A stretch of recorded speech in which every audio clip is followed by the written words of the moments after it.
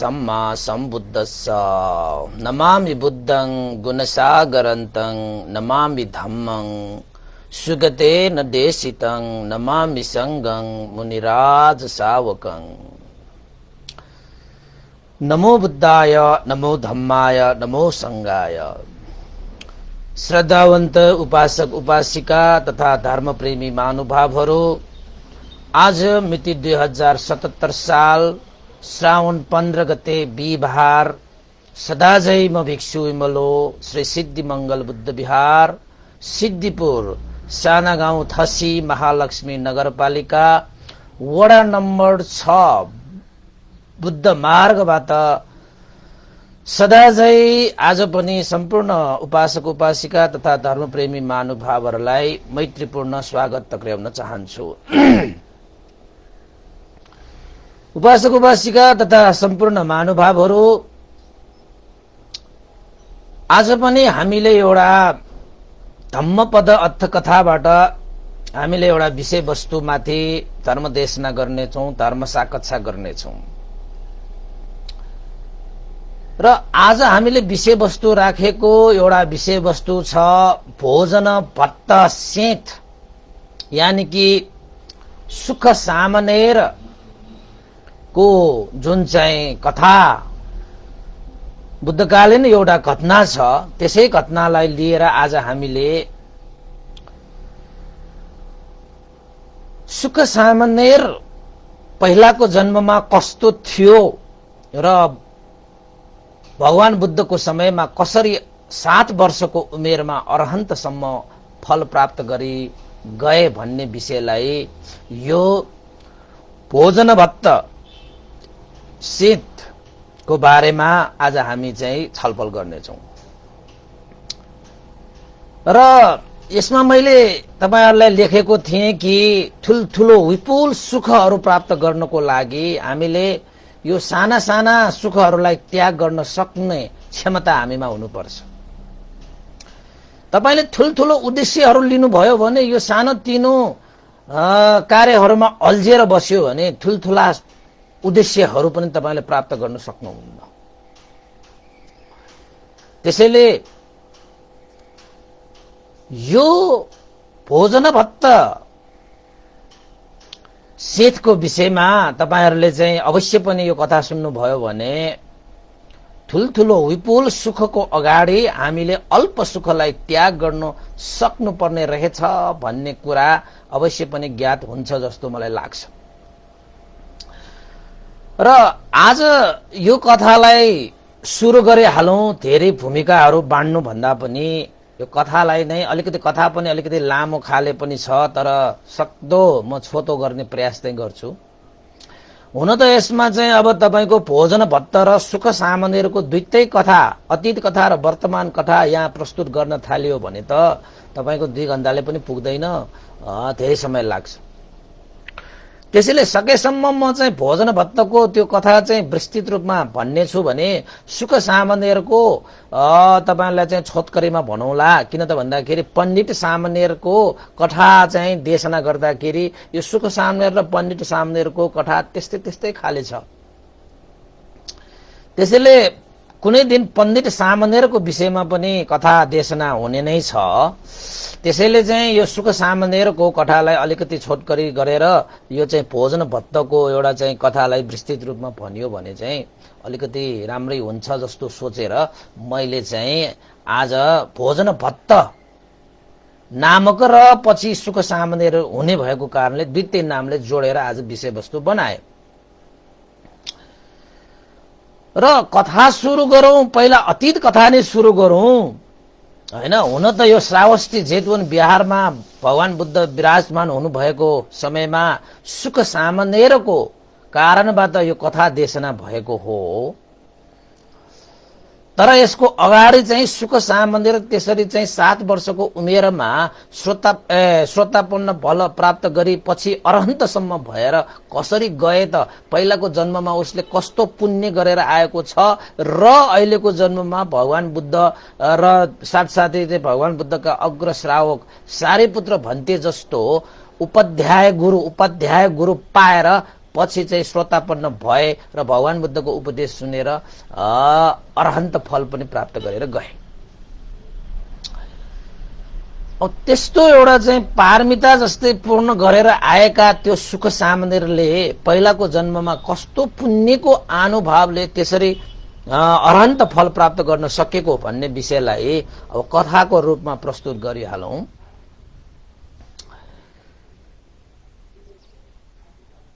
वाराणसीमा एकजना सेठ थियो जसको नाम वाराणसी सेठ भनेर नाम कहलिएको थियो। वाराणसी सेठसँग यति धन थियो कि उसलाई 7 जुनीसम्म पनि हाई सन्चो हुने गरी खान पुग्ने गरी भौतिक सम्पत्ति आर्थिक सम्पत्ति साराका सारा सम्पत्तिले परिपूर्ण भएको कारणले राजाले उसलाई चाहिँ वाराणसी सेठ भनेर पदवीसम्म दिएको थियो।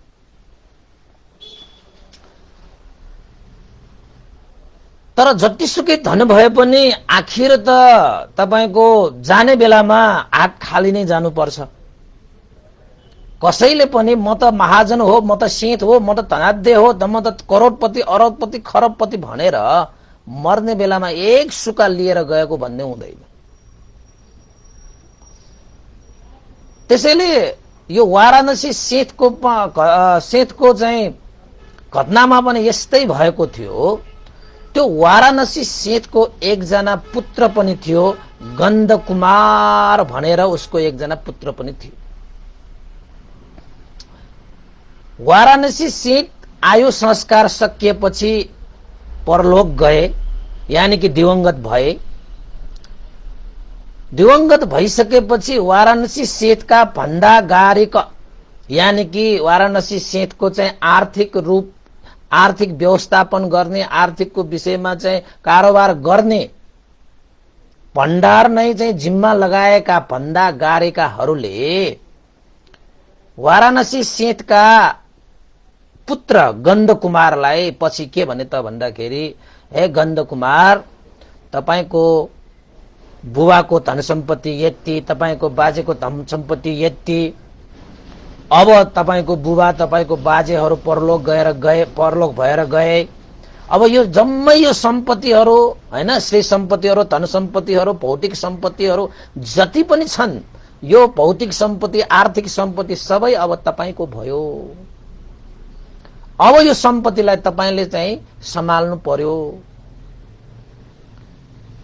बाउ छोराको रूपमा अंश प्राप्त हुने क्रममा अब तपाईको चाहिँ त्यत्रो धन सम्पत्ति अब तपाईको भयो भनेर चाहिँ भन्दा गारेकाले गन्धकुमार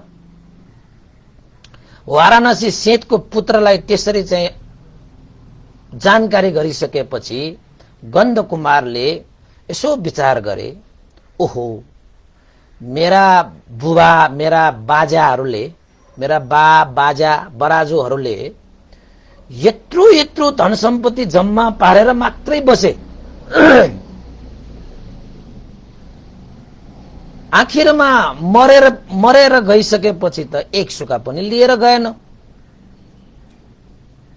अनि गन्धकुमारले भन्दा गारीलाई के भने त भन्दाखेरि, मेरा बुबा मेरा बाजा बराजुहरू यत्रो धनी थियो, यत्रो श्री सम्पत्तिको मालिक, यस्तो आर्थिक सम्पत्तिको मालिक, के मेरा बुबा मेरा बाजेहरूले मरेर गएपछि के अलिकति पनि धन लिएर गएन भनेर भन्दा गारीकालाई सोद्धाखेरि भन्दा गारीकाले त्यो चाहिँ गन्धकुमारलाई कसरी चाहिँ जवाफ दिए त भन्दाखेरि, ए गन्धकुमार, मान्छेहरूले जतिसुकै धन सम्पत्ति जम्मा गरे पनि आखिर यो लोक छोडेपछि जसरी यो लोक छोडिन्छ त्यसरी नै धन सम्पत्ति पनि सबै छोड्नुपर्छ, त्याग्नुपर्छ। कसैले पनि आफूले कमाएको धन, मैले चाहिँ जम्मा पारेको धन, मैले मेहनत गरेको धन, मैले पसिना बगाएको धन, मैले चाहिँ रगत बगाएको धन भनेर कसैले एक सुका पनि लिएर जाँदैन। यो लोकबाट परलोक जाने बेलामा कसैले केही लिएर जान्छ भने उसले गरेको पुण्य धर्म मात्रै लिएर जान्छ, धन सम्पत्ति भनेको त सबै यहीँ छोडेर जाने हो।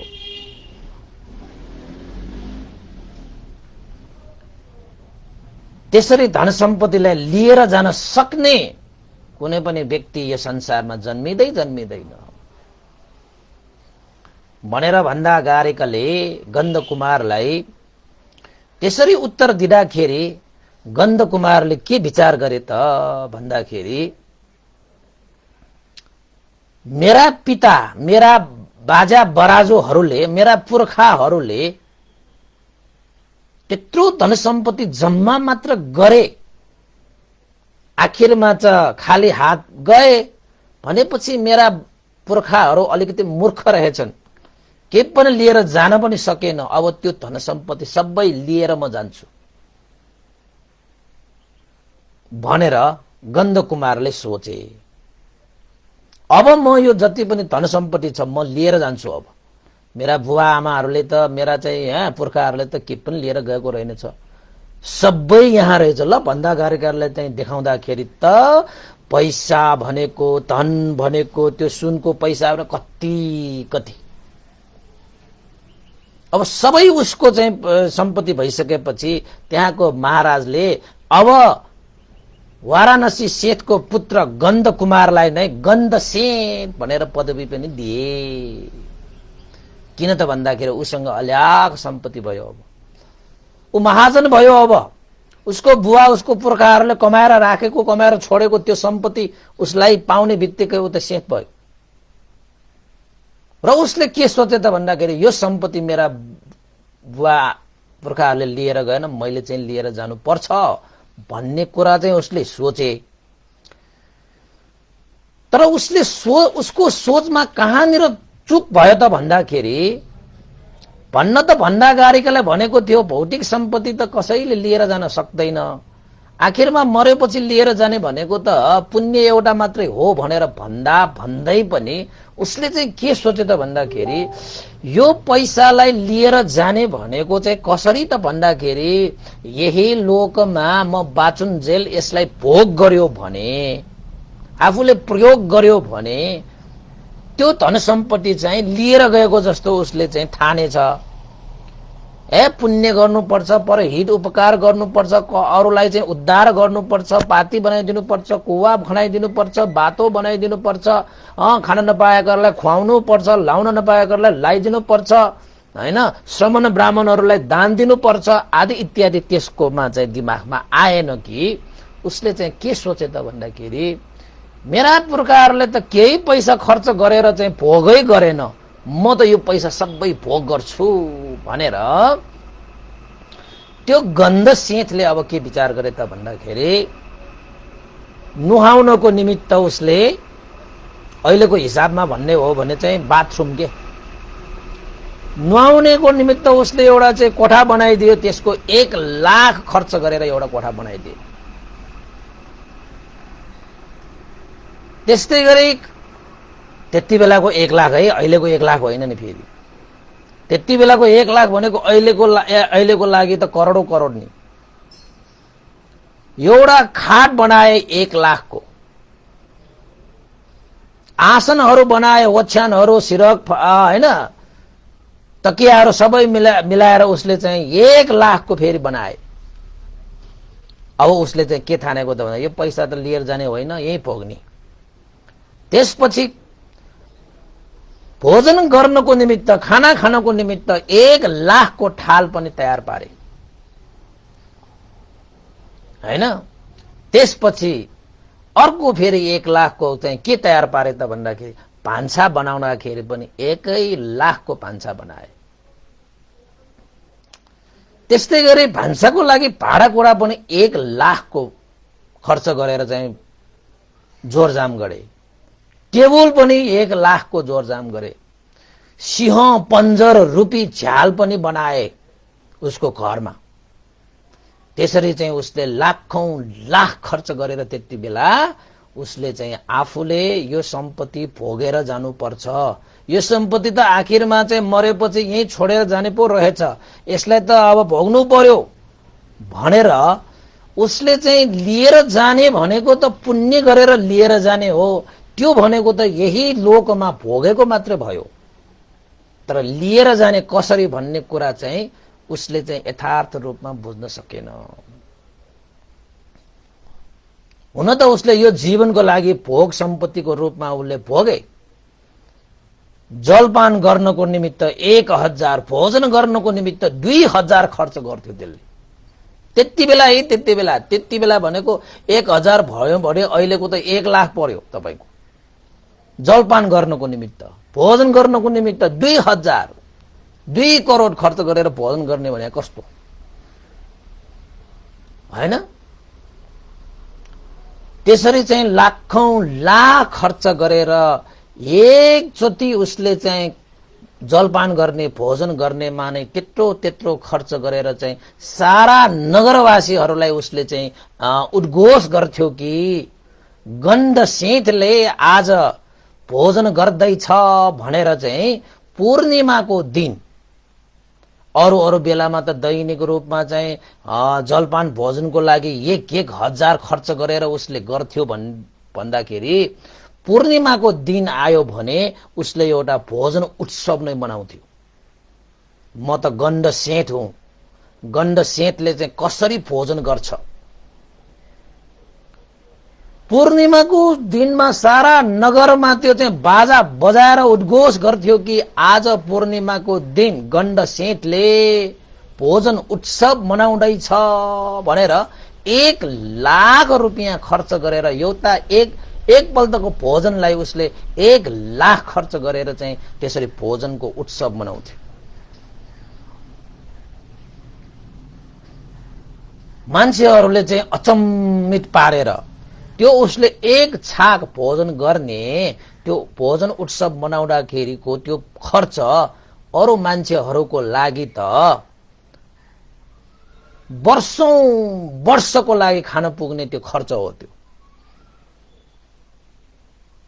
त्यसैले मान्छेहरूलाई उसले चाहिँ म त गन्ध सेठ कसरी भोजन उत्सव मनाएको छु भनेर हरेक महिनाको पूर्णिमाको दिन उसले भोजन उत्सव मनाउँथ्यो र सारा नगरवासीहरूलाई पनि डाक्थ्यो, बाजा बजाएर उद्घोष गर्थ्यो र मान्छेहरूले पनि त्यत्रो खर्च गरेर हैन भोजन उत्सव मनाउँदाखेरि सबै मान्छेहरू त यति भिडम्भिर हेर्न आउँथ्यो कि गन्ध सेठ पनि एउटा चाहिँ मञ्च जस्तो बनाएर त्यो मञ्चमा बसेर उसले चाहिँ 1 लाख रुपियाँ खर्च गरेर भोजन गर्दथ्यो। उसले सोचेको मेरा पुर्खाहरूले सम्पत्तिको कुनै सदुपयोग गरेर गएन, म पनि एक दिन मर्ने छु, म पनि खाली हात जानुपर्छ, अहिले चाहिँ समय छँदै म किन यो सम्पत्तिलाई भोग नगरौं भनेर उसले सम्पत्तिलाई भोग गरेको।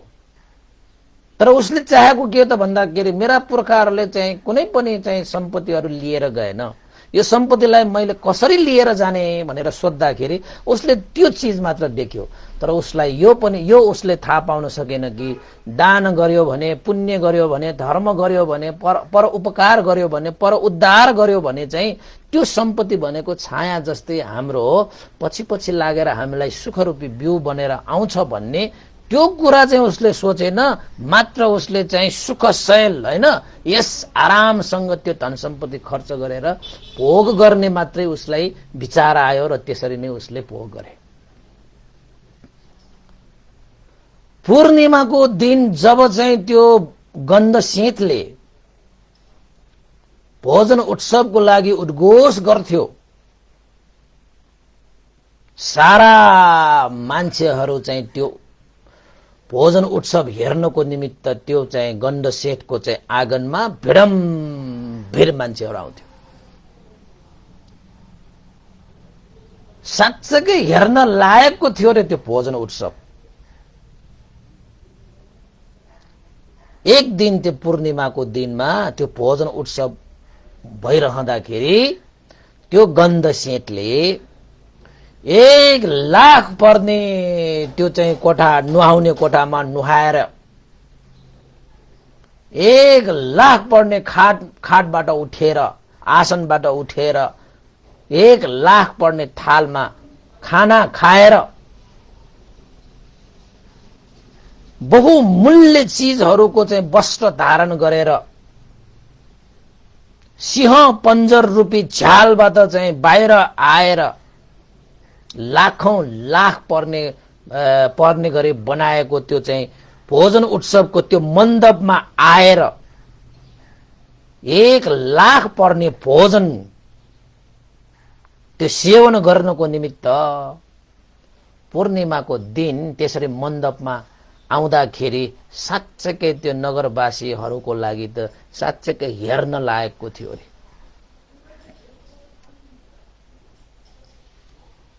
अब हाम्रो राजा हैन, ठुलठुला चाहिँ महाजनहरू भनेको त राजा भन्दा पनि धनाढ्य हुन्छन् उनीहरू।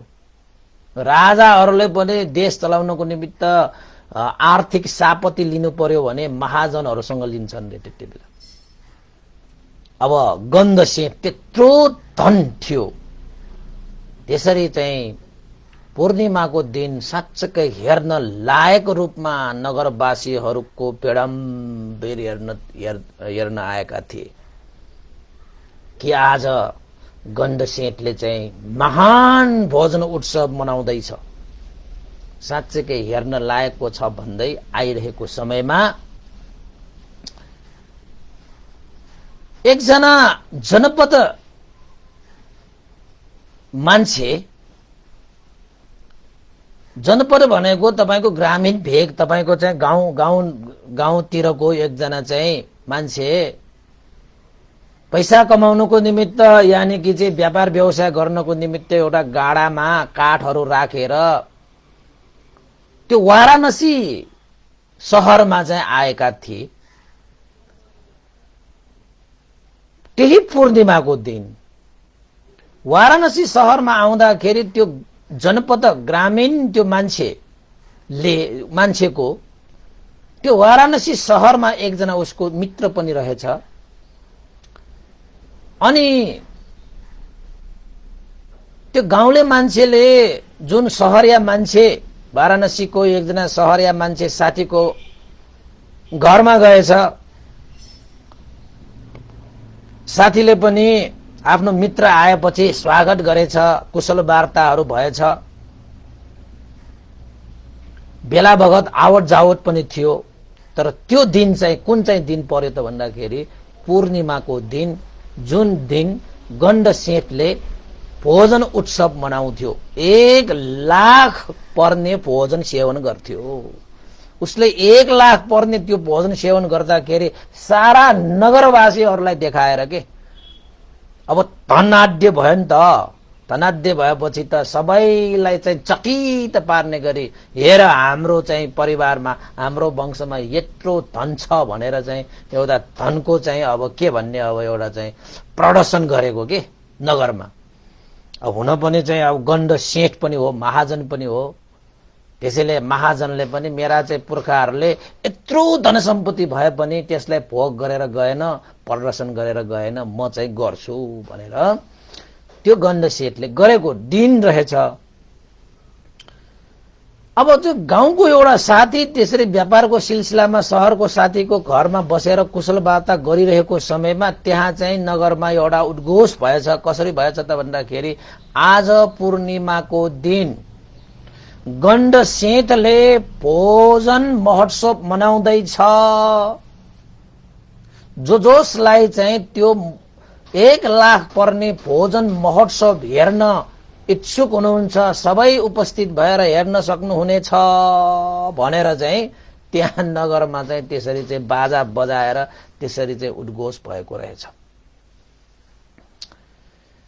अब गाउँको साथी आइरहँदाखेरि अब शहर, त्यो वाराणसी शहरको साथीहरू बीच कुशलबाट हुँदाखेरि त्यो चाहिँ उद्घोष सुन्दाखेरि चाहिँ त्यो गाउँको साथीले चाहिँ के सोधेछ त भन्दाखेरि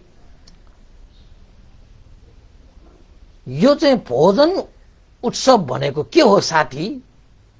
1 लाख पर्ने भोजन गर्छ भन्ने कुरा त यहाँ त उद्घोष पो भइरहेको छ, के हो खास भनेर सोद्धाखेरि नगर, त्यो वाराणसी नगरको साथीले के भनेछ त भन्दाखेरि मित्र, यो वाराणसी नगरमा गण्डसेठ नामक चाहिँ साह्रै धनाढ्य महाजन छ, जसले हरेक पूर्णिमाको दिन मण्डप भोजन उत्सव मण्डपमा बसेर एक किसिमले हेर्न लायक हुने गरी जजल्यमान हुने गरी चाहिँ 1 लाख पर्ने भोजन सेवन गर्ने उत्सव चाहिँ मनाउँछ हरेक महिनाको एकपल्ट। आज पनि पूर्णिमाकै दिन परेको कारणले त्यो सेटले नगरवासी सबैलाई उद्घोष गर्छ। कसैलाई हेर्ने इच्छा छ, हेर्ने इच्छुक छन् भने उनीहरू आएर त्यो भोजन महोत्सव हेर्न सक्नुहुनेछ भनेर यसरी चाहिँ हरेक महिना चाहिँ बाजा बजाएरै उद्घोष गर्छन्। मित्र जाउँ, आज हामी पनि हेर्न जाउँ। साह्रै हेर्न लायकको छ। त्यो सेटले लगाएको लुगा लाखौं पर्छ हैन। सिंह पञ्जर रूपी झ्यालबाट त्यति बेलाको 1 लाख पर्ने झ्यालबाट निस्किएर चाहिँ त्यो मण्डपमा आउनुहुन्छ। त्यसैले मित्र आज हामी पनि त्यही महाजनको प्राङ्गणमा जुन चाहिँ भोजन महोत्सवको लागि बनाइएको मण्डप छ, जाउँ हामी पनि मण्डपमा हेर्न जाउँ। आज चाहिँ भोजन महोत्सव कस्तो हुन्छ भन्ने कुरा आज तिमीले पनि थाहा हुन्छ भनेर वाराणसीको साथीले त्यो गाउँले साथीलाई, गाउँबाट आएको त्यो साथीलाई चाहिँ भनेपछि अब उसलाई चाहिँ एउटा साधारण भोजन गर्नको लागि त्यत्रो गाह्रो भएको त्यो व्यक्ति 1 लाख पर्ने त्यो भोजन कस्तो होला उसलाई त भन्ने हो भने जिन्दगी भरको लागि पुग्छ त्यो 1 लाख। त्यो गाउँले साथीको लागि त जिन्दगी भर पुग्ने 1 लाखको खाना, 1 लाखको भोजन आज एकै छाकमा, एकै दिनमा त्यो गन्ध सेठले आज उत्सव बनाउँदैछ। हेरौँ त हेरौँ कसरी मनाउँदो रहेछ भनेर आखिरमा 2 जना साथीहरू चाहिँ त्यो गन्ध सेठको आँगनमा जुन मण्डप बनाएको थियो, त्यो भोजनको लागि उत्सव मनाउनको लागि बनाएको मण्डपतिर आएपछि बिचराहरू चाहिँ अब कुशल वार्ता गरिरहेकोले होला कि के होला, अब त्यहाँ त तपाईको त्यो बाजा साजा बनाएर उद्घोष गरिसकेको हुनाले त्यो उत्सव हेर्नको निमित्त त्यहाँ नगरवासीहरूको त यस्तो घुइँचो लागिसकेको छ कि बेर भइसकेको रहेछ।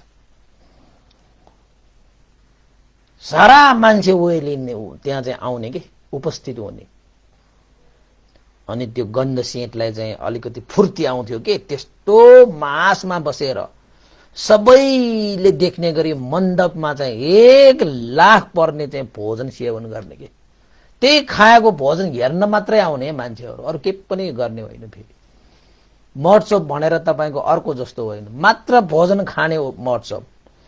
त्यस्तो भोजन तपाईको राजाहरूले पनि खान पाउँदैन, त्यो गन्ध सेठले खान्छ कि। अब राजभोज भन्दा पनि खर्चालु, राजभोज भन्दा पनि महान, भोजन भन्दा पनि अब स्वादिलो भन्नु पर्यो, मिष्ठान्न भन्नु पर्यो। त्यत्रो खर्च जाने साधारण मान्छेहरूको लागि त जिन्दगी भर खान पुग्ने भोजन भयो नि त त्यो, हैन। साँच्चैकै अब मान्छेहरूको भिरमा चाहिँ त्यो 2 जना साथीहरू पनि त्यहाँ उपस्थित भए।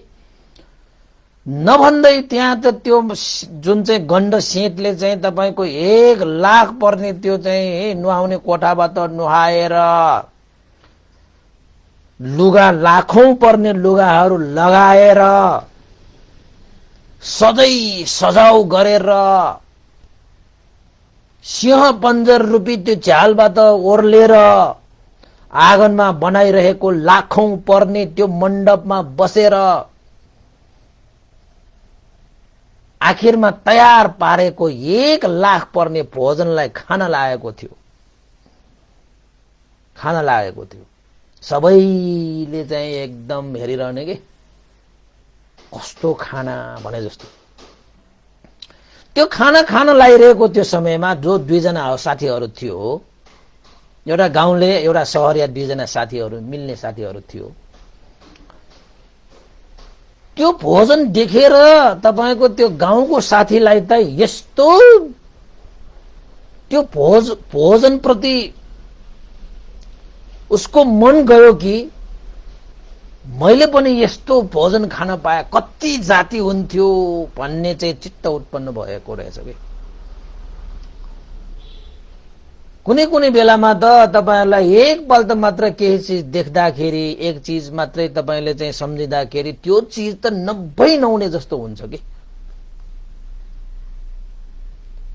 अब यहाँ घटना घटेको पनि के त भन्दाखेरि दुईजना साथीहरु आउँदाखेरि त्यो गाउँले साथी जो व्यापारको लागि वाराणसीमा आएको थियो त्यो गाउँले साथीलाई त्यो भोजन देखेपछि खानै मन लागेर सहनै सकिन मैले पनि त्यो भोजन खान पाए कति जाति हुन्थ्यो भनेर साथी चाहिँलाई के भने त भन्दाखेरि हे मित्र मलाई त यो मनमा यस्तो इच्छा जाग्यो कि त्यो सेतले जुन खाना खान लागेको छ नि त्यो खाना एक गाँस भए पनि मैले खान पाए कति जाति हुन्थ्यो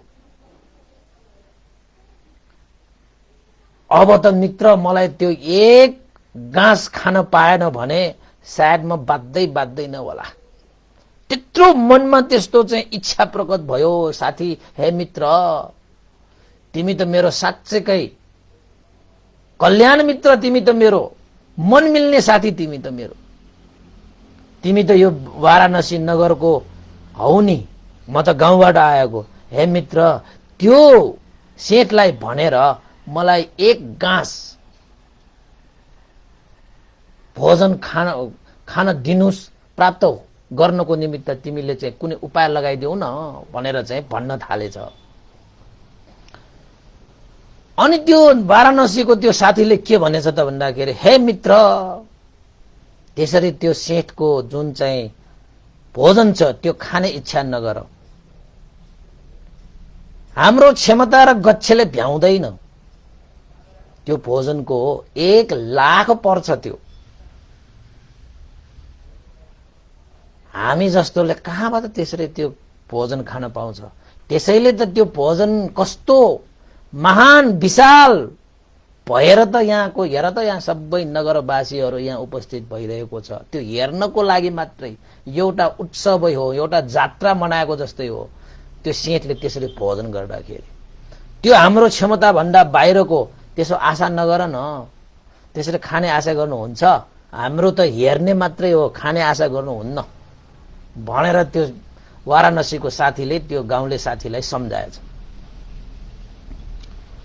साच्चै यो मान्छेहरू नगरवासीहरू साराका सारा यहाँ हेर्न मात्रै आउँछन् कसैलाई मनमा लागेन कि यस्तो भोजन म पनि गरौं भन्ने कसैलाई लागेन मित्र मलाई त आज एकपल्ट मात्र मैले देखेको छु एकपल्ट मात्रै मैले चाहिँ आज यो महोत्सवमा भाग लिएको छु त्यो सेठले जुन चाहिँ त्यो भोजन तयार पारेको छ त्यो भोजनको एक गाँस भए पनि मलाई त खाने इच्छा भयो साथी अब त त्यो खान पाएन भने त म सायद बाध्दैन होला त्यो खाएपछि मात्रै म बाध्छु नत्र म त बाध्दैन होला साथी जसले भए पनि एकचोटी चाहिँ अनुनय विनय गरिदेऊ न तिमीले साथीको लागि तिमीले त्यति पनि गर्न सक्दैन हे साथी त्यो त उसले खाने भोजन हो हामीले त हेर्ने मात्रै हो हामी त यो सबै नगरवासीहरूले पनि कहिले आशा गरेको छैन तिमीले त के हो एकपल्ट यो महोत्सवमा भाग लिने बित्तिकै त्यस्तै भोजन गर्ने पो तिमीले चाहिँ आशा गर्यो त त्यस्तो आशा नगर न त्यस्तो नभन न भन्दै पनि त्यो गाउँले साथीले के भन्यो त भन्दाखेरि होइन मित्र मलाई त त्यो भोजन खानै पर्ने भयो नत्र म बाध्दैन होला भनेपछि अब साथी बाध्दैन भनेपछि त एकचोटी अब साथीको लागि अनुरोध गरी हेरौँ न त भनेर चाहिँ त्यो शहरको साथीले वाराणसीको साथीले त्यो सेठको जे जयकार गर्दै ठुलठुलो स्वरले कराउन थालेपछि त्यो किन कराएको त भन्दाखेरि ध्यान आकर्षण गर्नलाई कराएको त्यसरी जे जयकार गरेर कराउँदाखेरि त्यो सेठले चाहिँ किन कराएको यस्तो महोत्सव भएको बेलामा त नतमस्तक भएर हेर्ने हो के भयो, के कारणले तिमी कराएको भनेर त्यहाँ चाहिँ सोधिसकेपछि त्यो वाराणसीको साथी चाहिँ नजिक गएर त्यो गण्डसेठलाई के भनेछ त भन्दाखेरि, हे महाजन, हे गण्डसेठ, मेरा मित्र गाउँबाट व्यापारको सिलसिलामा काठहरू गाडामा राखेर वाराणसीमा आएको र आजै मात्रै उसलाई यो कुराको अवगत भयो कि तपाई महाजन गण्डसेठले पूर्णिमाको दिन यसरी चाहिँ लाख पर्ने भोजन उत्सव मनाउने आजै मात्र थाहा भयो उसलाई। मैले उसलाई यहाँ ल्याउँदाखेरि तपाईले जुन यो खाना भोजन गर्नको निमित्त तयार पारेको जुन भोजन देखेपछि मेरो मित्रलाई पनि तपाईको त्यो भोजन एक गाँस भए पनि खाने इच्छा गरेछ। खान पाएन भने सायद बाँच्दैन भन्छ।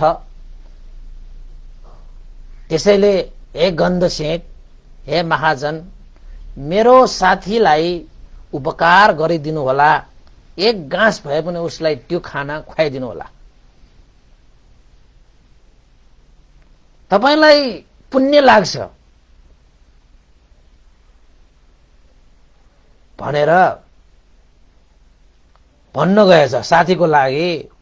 साथीले त्यसरी अनुनय विनय गर्दाखेरि त्यो गण्डसेठले चाहिँ के भनेछ त भन्दाखेरि, ल यो उत्सव भनेको त गण्ड महाजन सेठको उत्सव हो। यसरी कसैले खाने इच्छा गर्दैमा यस्तो हो लाख पर्ने भोजन खान पाउँछ? एक छाक हैन, एक गाँसकै हजारौं पर्छ। यो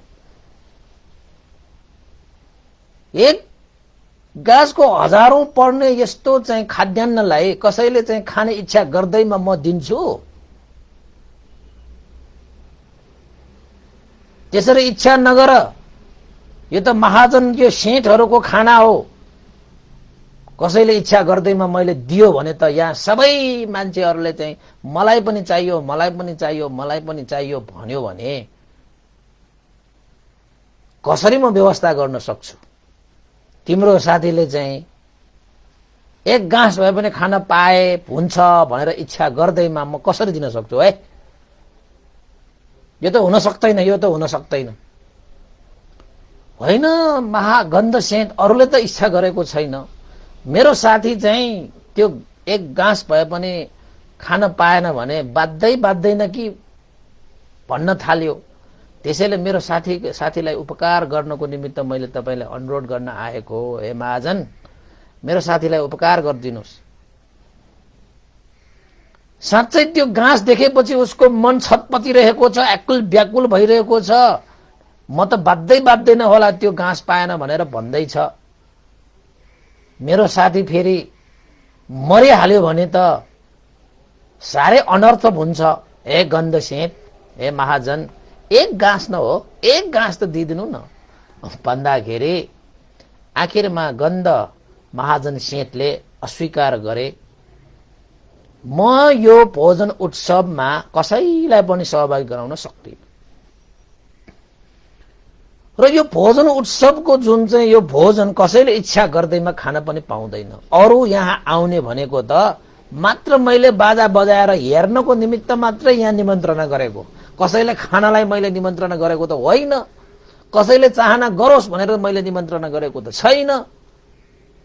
कसरी म त्यो उसले चाहदैमा, तिम्रो साथीले चाहदैमा म गाँस दिन सक्छु? दिन जाऊ भनेर आखिरमा गण्ड महाजन सेठले एक गाँस भए पनि दिनेमा ऊ असमर्थ भए, अस्वीकार गरेपछि त्यो चाहिँ वाराणसीको साथीले चाहिँ अब मन चाहिँ सानो पारेर साथी कहाँ गए।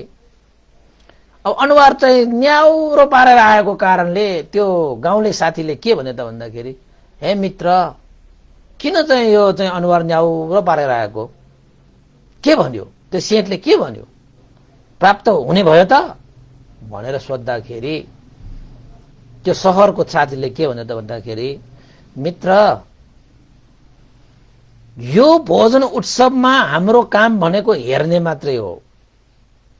भोजन उत्सवमा भोजन कसले सेवन गर्छ त भन्दाखेरि मात्र एकजना त्यो गन्ध सेठले मात्र सेवन गर्छ। चाहना गर्दैमा त्यो भोजन सेवन गर्न पाइँदैन। त्यसैले मित्र यो इच्छा त्यागिदेऊ, चाहना नगर भनेर भन्दाखेरि त्यो ग्रामीण साथीले, गाउँले साथीले के भने त भन्दाखेरि, के तिमीले सबै कुराहरू प्रष्ट राखेन भनेर सोद्धाखेरि मैले सबै कुराहरू प्रष्टै राखेको छु, तर चाहिँ सेठले अस्वीकार गर्नुभयो। भनेपछि त्यो गाउँले साथीलाई त के भयो त भन्दाखेरि ल अब खाने इच्छा त तीव्र भइसक्यो त्यहाँ। अनि त के भन्न थाल्यो त भन्दाखेरि, हे मित्र अब के गर्ने होला, मलाई त आज जसरी भए पनि त्यो भोजन गर्नु छ, बिना भोजन त म मर्छु आज। त्यो भोजन खान पाएन भने त साथी म मर्छु, अब म बाध्दैन, अब मर्छु म। त्यस्तो भइसक्यो मेरो यो मनमा। हे मित्र, साथीको लागि त्यति भए पनि तिमीले जसरी हुन्छ एक गाँस न हो, एक गाँस भए पनि त्यो खाना मलाई चाहिँ प्राप्त गराइदिनु पर्यो, नत्र भने त म यहीँको यहीँ मर्छु होला भनेर भनेपछि त साथी त अब मर्ने भएपछि त अब बर्बादै हुन्छ। त्यत्रो मिल्ने साथी। त्यसपछि सहरिया साथीले बार बार त्यो खाने इच्छा चाहिँ त्यागिदेऊ भनेर चाहिँ सम्झाउँदै पनि त्यो ग्रामीण भेगको साथीले त मानेन। होइन के मित्र, म त मर्छु होला, मलाई त्यत्रो चाहना बढिसक्यो। फेरि एकचोटि गएर भनेर आउन, फेरि एकचोटि गरेर अनुरोध गरेर आउन भनेर चाहिँ फेरि पठाएछ। अनि फेरि पठाइसकेपछि त्यो वाराणसीको त्यो साथीले फेरि गन्ध सेठलाई जय जयकार गर्दै, होइन, दुईजनाले पनि ठुलो स्वरले जय जयकार गरेपछि फेरि ध्यान आकर्षण भयो। भइसकेपछि फेरि बोलाएछ, किन के गराएको तिमी, किन त्यसरी जय जयकार गर्दै, किन तिमी चाहिँ हो हल्ला गर्दै, के भएर तिमीलाई भन्दाखेरि फेरि चाहिँ त्यो चाहिँ वाराणसीको साथीले के भन्यो त भन्दाखेरि, हे महाजन, हे गन्ध सेठ, मेरो साथी त त्यो भोजन पाएन भने मरिहाल्ने भयो। त्यसैले मेरो साथीको ज्यान बचाउनको निमित्त भए पनि, प्राण दान गर्नको निमित्त भए पनि तपाईले एक गाँस मेरो साथीको लागि त्यो भोजन दिइदिनु होला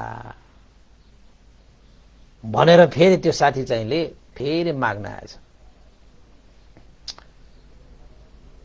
अब जानै भयो, प्राणै दान गर्नुहोस् भनेर बिन्ती भाव गरिसकेपछि त्यो गण्ड सेठले के भने त भन्दाखेरि, जुन यो भोजन उत्सव मैले मनाइरहेको छु, जुन मण्डपमा बसिरहेको छ, यो त लाखौं पर्ने भोजन, लाखौं पर्ने मण्डप हो। यस्तो भोजन म कसैलाई बाँड्नै सक्दिन। तर तिम्रो साथी मरिहाल्छ, प्राणदानै दिनु भनेर भनेको कारणले मैले एउटा शर्तमा मैले यो भोजन उसलाई चाहिँ प्राप्त गराउने मैले चाहिँ वचन दिन सक्छु। यदि तिम्रो साथी यो भोजन खानको निमित्त त्यत्तिकै आतुर छ भने, त्यत्तिकै तत्पर छन् भने, यस्तो भोजन गर्नको निमित्त तिम्रो साथीले मेरो घरमा 3 वर्षसम्म चाहिँ उसले चाहिँ नोकर भएर काम गर्नुपर्छ। मेरो घरमा 3 वर्षसम्म काम गर्यो भने ल यस्तो भोजन चाहिँ म उसलाई पनि प्रदान गर्नेछु। यस्तै मण्डपमा, यस्तै लुगा लगाइदिएर, यस्तै मान्छेहरू बोलाएर, त्यत्रो मर्ने गरी इच्छा हुने त्यो मान्छेलाई अवश्य पनि 3 वर्षसम्म मेरो घरमा काम गर्यो भने त्यसलाई चाहिँ मैले त्यो भोजन खुवाउने, प्रदान गर्ने म जिम्मा चाहिँ लिन्छु। तर आजको यो महोत्सव भनेको चाहिँ मैले चाहिँ पूर्णिमाको हरेक पूर्णिमा मनाउँदै आइरहेको यो महोत्सव भएको कारणले आजको भोजन त म दिनै सक्दिन। तर उसलाई साँच्चैकै यस्तो भोजन गर्ने इच्छा लागेको छ, साँच्चैकै यो भोजन खानेमा तत्पर छन् भने चाहिँ 3 वर्षसम्म मेरो घरमा काम गर्छौ कि गर्दैन भनेर आऊ। यदि उसले गर्छु भन्यो भने 3 वर्षपछि उसलाई यस्तै भोजन प्राप्त हुन्छ भनेर त्यो गन्ध सेठले त्यो वाराणसी साथीलाई वाराणसीको त्यो साथी चाहिँलाई जानकारी दिएपछि त्यो वाराणसीको साथीले त्यो ग्रामीण जनपदको साथीलाई गएर के भन्दैछ त भन्दाखेरि, हे मित्र, तिम्रो कर कापमा मैले चाहिँ महाजनप्रति मैले चाहिँ हात जोडेर विनय गरे, अनुनय विनय गरे, भोजन चाहिँ प्राप्त हुने भो यदि उसले भनेको कार्य गरिए भने, तर आज चाहिँ सम्भव भएन। यदि तिमीले 3 वर्षसम्म त्यो सेठको घरमा काम गर्यो भने सेठले तिमीलाई चाहिँ 3 वर्षपछि यस्तै चाहिँ भोजन उत्सव मनाउने अवसर दिने भनेर वचन दिएको छ। के साथी तिमी तयार छौ भनेर वाराणसी साथीले त्यो गाउँले साथीलाई भनेछ। गाउँले साथीले के सोचे त भन्दाखेरि, यस्तो भोजन गर्नको निमित्त म त 3 वर्ष त के 30 वर्ष भयो भने म चाहिँ हैन त्यसको घरमा काम गर्न तयार छु। उसले जम्मा 3 वर्ष न भनेको छ। त्यसो भए हे साथी, हे मित्र, म 3 वर्षसम्म उसको घरमा काम गर्न तयार छु। ल, यदि त्यस्तो चाहिँ भोजन उत्सव मनाउन पाउने भए, त्यस्तो भोजन सेवन गर्न पाउने भए, त्यस्तो भोजन खान पाउने भए, म 3 वर्षसम्म उसको घरमा दास भएर 3 वर्षसम्म उसको घरमा मेहनत गरेर काम गर्नेछु। जस्तो भन्यो त्यस्तै काम गर्न म तयार। भनेपछि त आखिरमा त्यो गाउँले साथीले पनि उसको जुन प्रस्ताव छ त्यो प्रस्तावलाई स्वीकारे। यो हेर्नुहोस् त, यो रस भनेको चिज पनि त्यस्तो हुँदो। त्यस्तो एउटा चाहिँ भोजन गर्नको निमित्त 3 वर्षसम्म त्यसको घरमा काम गर्न तयार भयो। ल, कम्ताको मेहनत होइन, कसैले गर्न सक्दैन होला। एक छाक र मिठो खानको निमित्त 3 वर्षसम्म त्यसरी कसैको घरमा नोक्कर बसेर भनेको काम गरेर बस्छन् भने अब त्यसलाई के भन्ने तपाईहरु आफै त्यसको लागि नाम दिनुस्। त्यसपछि 2 जना गएर चाहिँ महाजनलाई के भनेछ त भन्दाखेरि, हे महाजन, मेरो मित्र 3 वर्षसम्म तपाईको घरमा काम गर्नको लागि तयार भए, यदि त्यस्तो भोजन प्राप्त हुन्छ भने। महाजनले सोधेछ, के तिमी साँच्चैकै मेरो घरमा चाहिँ 3 वर्षसम्म काम गर्न तयार छौ? उसले भने, यदि यस्तो भोजन मलाई प्राप्त हुन्छ भने म 3 वर्षसम्म तपाईको घरमा दास भएर काम गर्न तयार छु।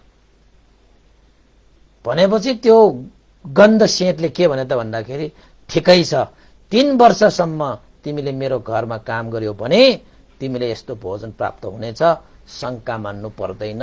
यो गन्ध सेठको वचन भयो भनेर आखिरमा गन्ध सेठले त्यो गाउँले त्यो मान्छेलाई चाहिँ के गरे, वचन दिए। त्यो वचनदेखि 3 वर्षसम्म है अब उनीहरूको चाहिँ एउटा सम्झौता भएको जस्तै गरी 3 वर्षसम्म त्यो गाउँले साथीले हैन, त्यो गाउँले मान्छेले त्यो वाराणसीको त्यो गन्ध सेठको घरमा एक छाक भोजन गर्नको निमित्त 3 वर्षसम्म चाहिँ नोक्कर बस्न तयार भए। त्यो दिनदेखि त्यहाँका नगरवासीहरूले त्यो गाउँले मान्छेलाई के नाम दिए त भन्दाखेरि, भोजन भत्त भनेर नाम राखे। भोजन खानको निमित्त भक्ति गर्ने के त्यो भोजन भत्त, त्यसको नामै के रहन गयो, भोजन भत्त। सम्झिराख्नुहोस् है। अब त्यो गाउँले मान्छे होइन, त्यो गाउँले साथी मात्र होइन, अब भोजन भत्त भयो।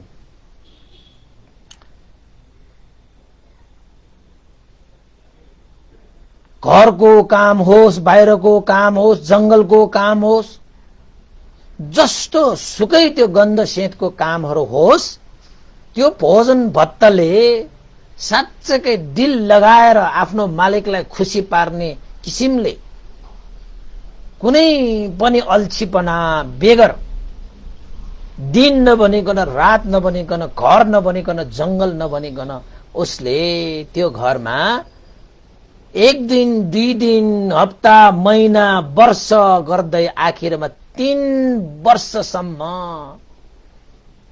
त्यो भोजन भत्तले पुरै इमानदारका साथ त्यसले चाहिँ आखिरमा नोक्कर भएर कामै गरेर बसे। त्यो 3 वर्षको समयमा, 3 वर्षको अवधिमा गन्ध सेतले भोजन भत्तले यहाँनिर काम बिगार्यो, त्यहाँनिर काम बिगार्यो, यो एउटा राम्रो गरेन, त्यो एउटा राम्रो गरेन भन्नु पर्ने कुनै समय पनि आएन। एउटा दोष, एउटा भूल पनि गन्ध त्यो चाहिँ भोजन भत्तले कहीँ कतै गल्ती र भूल गरेन। उसले 3 वर्षको समयमा साँच्चैकै त्यो चाहिँ गन्ध सेतको मनै खुसी हुने गरी उसले चाहिँ आखिरमा 3 वर्षसम्म काम नै गरे काम गरे, एक छाक त्यसरी चाहिँ भोजन खानको निमित्त।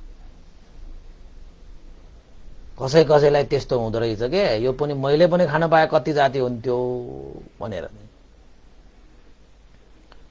एक छाक भोजनको लागि 3 वर्ष बिताइसकेपछि, हेर्नुहोस् है, 3 वर्षसम्म बिताइसकेपछि अब गन्ध सेतले चाहिँ त्यो भोजन भत्तलाई के भने त भन्दाखेरि, ए भोजन भत्त, तिमीले 3 वर्षसम्म कुनै पनि कसुर बेगर, कुनै पनि गल्ती, कुनै पनि भूल बेगर तिमीले साँच्चैकै आफ्नो कर्तव्य निभाए। तिमी देखेर म त साँच्चैकै प्रसन्न भए। आज 3 वर्ष पनि पुग्यो। आजको पूर्णिमाको दिन, आज मैले चाहिँ हरेक महिना मनाउँदै आइरहेको त्यो भोजन उत्सव आज तिमीले मनाउने छ। तिमी गएर त्यो मण्डपमा बसेर आज तिमीले भोजन गर्नेछौ। मैले तिमीलाई वचन दिएको थिएँ, तिमीले पनि त्यही आशामा आजसम्म 3 वर्षसम्म तिमीले काम पनि गर्यौ। समय आएको छ, प्रतीक्षाको घडी सकिएको छ। हे भोजन भत्त, आज म जसरी हरेक पूर्णिमामा म चाहिँ 1 लाख पर्ने कोठामा नुहाएर, 1 लाख पर्ने लुगा लगाएर, हैन, त्यो सिंह पञ्जर रूपी त्यो झ्यालबाट ओर्लेर 1 लाख पर्ने मण्डपमा 1 लाख पर्ने जुन खाद्यान्न भोजन छ त्यसलाई मैले हरेक पूर्णिमामा सेवन गरेर सारा नगरवासीहरूलाई मैले चाहिँ उत्सवको रूपमा मनाउँदै आइरहेको देखाएर खाने गर्थे। आज 3 वर्ष भयो, आज तिम्रो पालो। मैले दिएको यो वचन मैले पूरा गर्नुपर्छ र तिम्रो आशा जुन छ त्यो पनि पूरा गर भनेर त्यो गन्ध सेतले त्यो भोजन भत्तलाई अब अनुमति दिए। र अरू मान्छेहरूलाई पनि भने, जसले मलाई यो उत्सवको लागि तयार पार्छ, मलाई सेवा सुसार गर्छ, मान्छेहरू वरिपरि घुमेर मलाई व्यवस्था मिलाउँछ, आज कसैले मेरो वरिपरि घुम्नु पर्दैन, मलाई व्यवस्था गर्नु पर्दैन।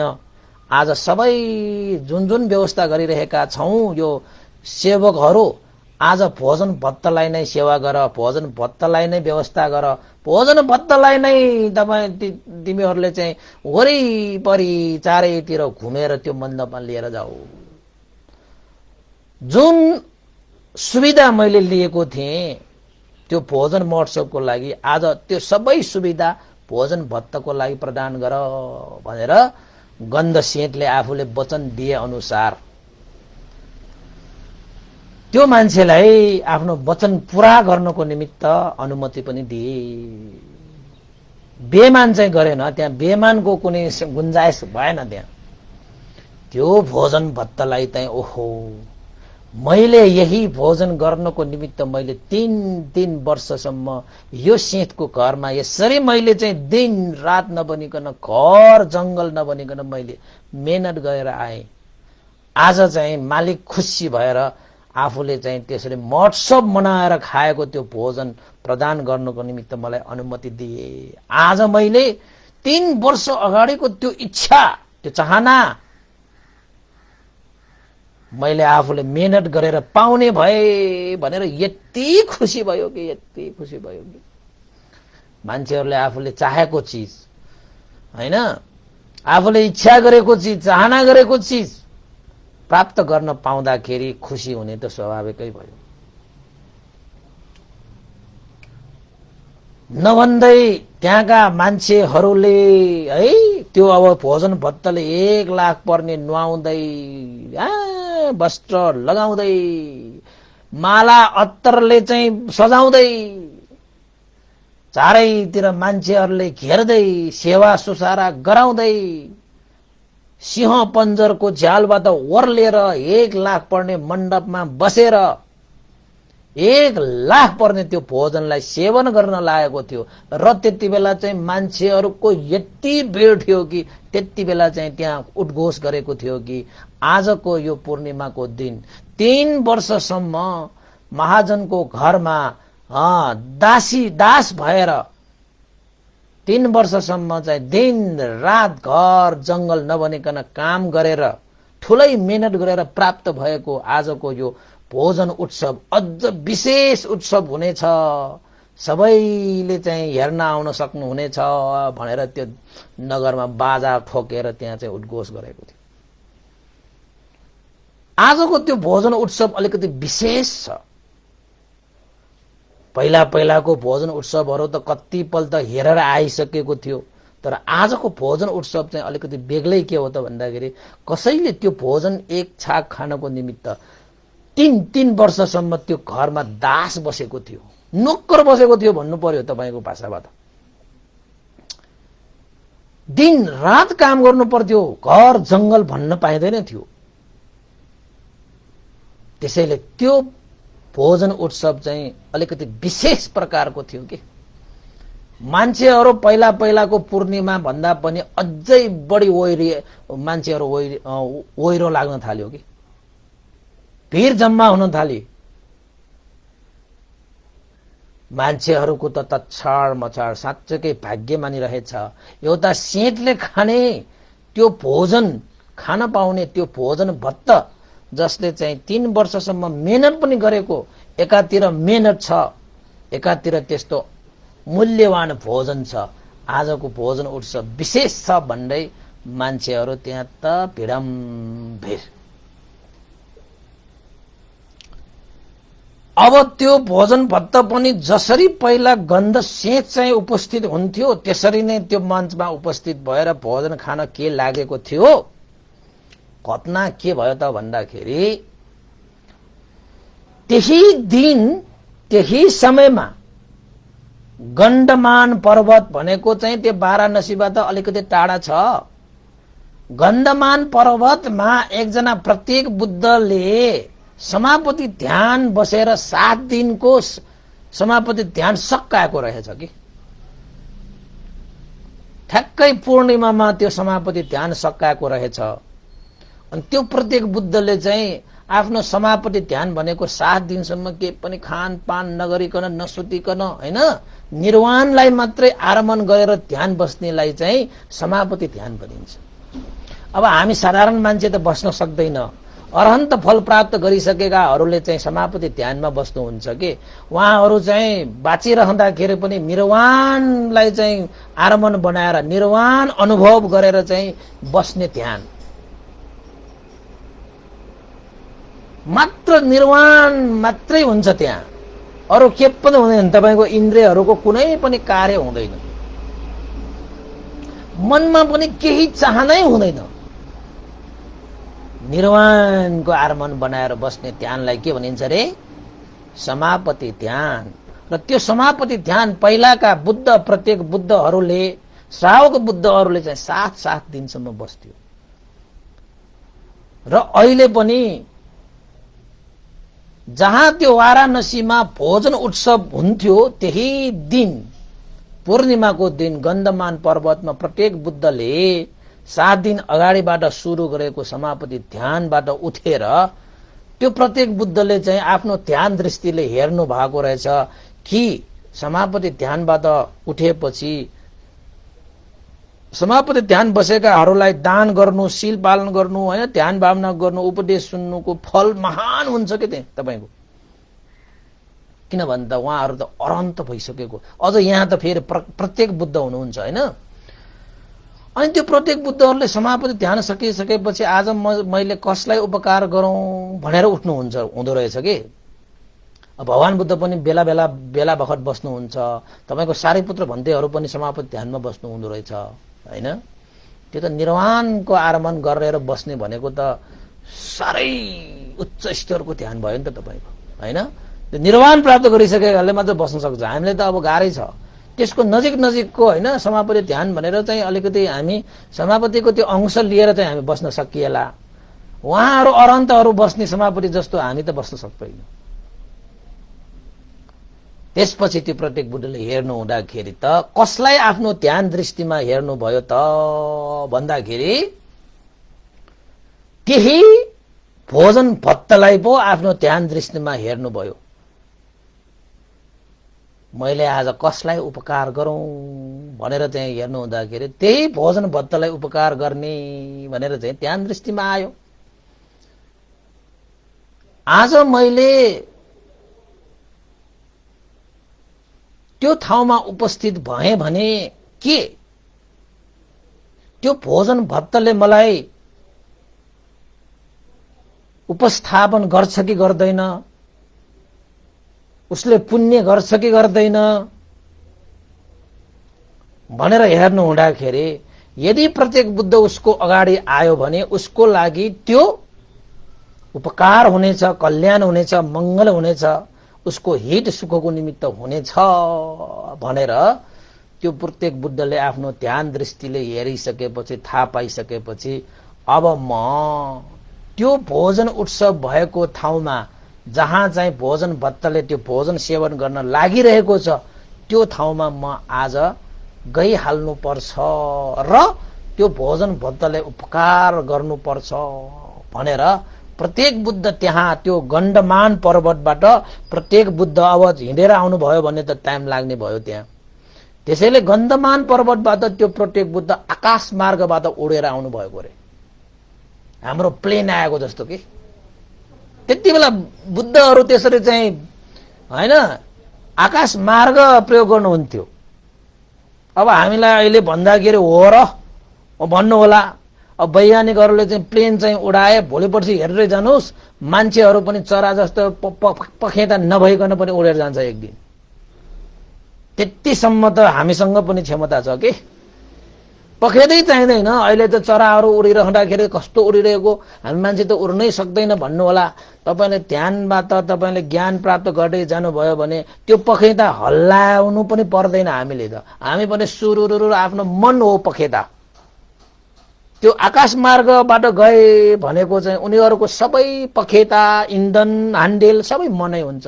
मनको यो चाहिँ के भन्छ त्यसलाई चाहिँ मनोरथ के, मनले जता जता भने त्यतै जाने। जसरी हामी चाहिँ बाटोमा जता जता हामी जान मन लाग्छ त्यतै जान पाए जस्तो हो आकाश मार्गमा पनि मनले जता जता भने त्यतै पुग्छ शरीर। त्यस्तो सामर्थ्य प्रत्येक बुद्धहरूसँग हुन्छ, भगवान बुद्धहरूसँग पनि हुन्छ।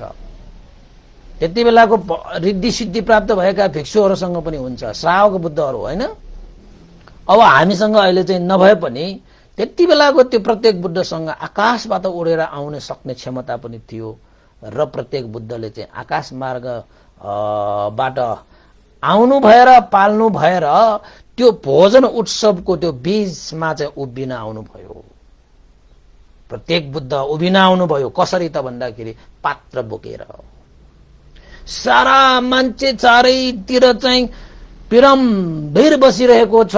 त्यो एउटा मण्डप राखेको छ, 1 लाख पर्ने मण्डप, र त्यो मण्डपमा चाहिँ त्यो के भन्छ भोजन भत्तले चाहिँ भोजन गर्न लागिरहेको छ। त्यही बेलामा आकाश मार्गबाट चाहिँ प्रत्येक बुद्ध त्यो भोजन उत्सवको बीचमा चाहिँ उभिन आउनुभयो आकाश मार्गबाट।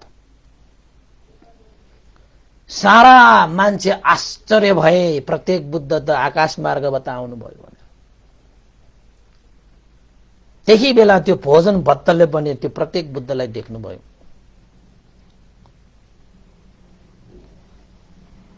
भोजन भत्तले प्रत्येक बुद्धलाई देखेपछि अब प्रत्येक बुद्धले पहिल्यै हेरेर आउनु भएको थियो, म अगाडि गयो भने उसलाई उपकार हुन्छ कि हुँदैन, उसलाई मङ्गल हुन्छ कि हुँदैन, उसलाई कल्याण हुन्छ कि हुँदैन, उसले मलाई उपस्थान गर्छ कि गर्दैन भनेर हेरेर आउँदाखेरि अवश्य पनि उसले चाहिँ उसलाई मङ्गल हुनेछ, कल्याण हुनेछ, उसले उपस्थापन गर्नेछ भन्ने ध्यान दृष्टिले देखेरै प्रत्येक बुद्ध त्यहाँ आउनु भएको। त्यसपछि प्रत्येक बुद्धलाई देखिसकेपछि त्यो भोजन भत्तले चाहिँ आफूले खान लागेको त्यो भोजन पनि रोकेर उसले के सोचे त भन्दाखेरि, ओहो आज मेरो सामुन्ने प्रत्येक बुद्ध खाली पात्र लिएर उभिरहनु भएको छ।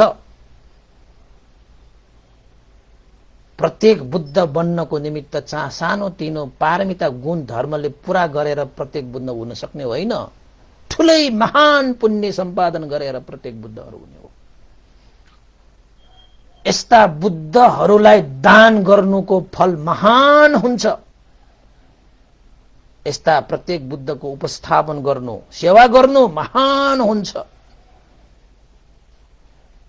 उसले आफैले भनेको के, त्यो भोजन भत्तले आफैले भनेको, यदि मैले यो भोजन खाएँ भने एक दिन एक रातको लागि यो भोजनले मलाई उपकार गर्ला, तर आज मैले यो भोजन प्रत्येक बुद्धलाई दान गरे भने कल्पकोटि सहर्षसम्म यो भोजनले मलाई आनुभाव प्राप्त हुन्छ, आनिशंस भाव प्राप्त हुन्छ, मलाई कल्याण हुनेछ।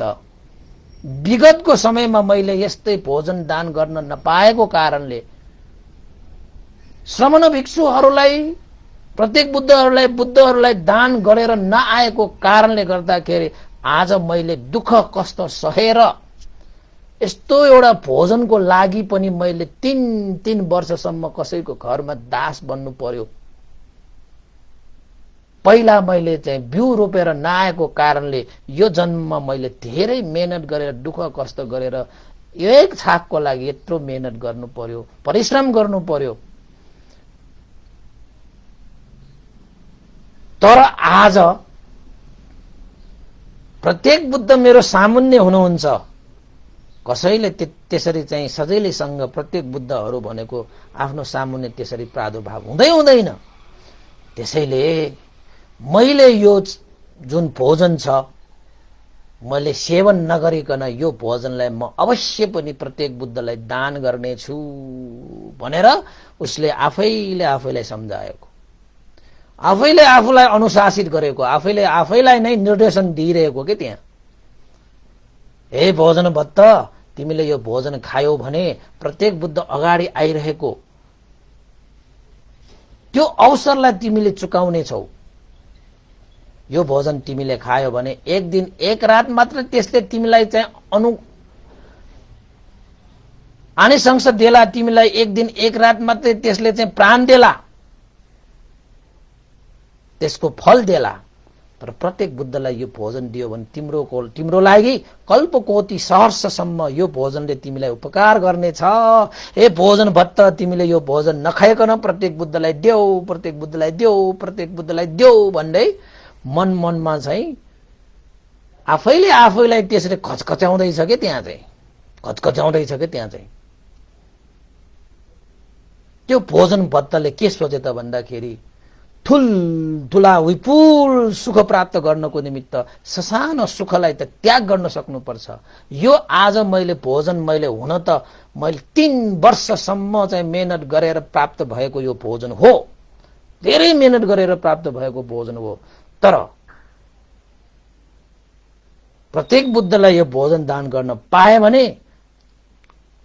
3 वर्ष त के 3 कल्प भन्दा पनि बढी समयसम्म चाहिँ यसको अनुभवले मलाई हरेक जन्ममा सुख शान्ति हुनेछ, निर्वाण प्राप्त गर्नको निमित्त मलाई हेतु हुनेछ।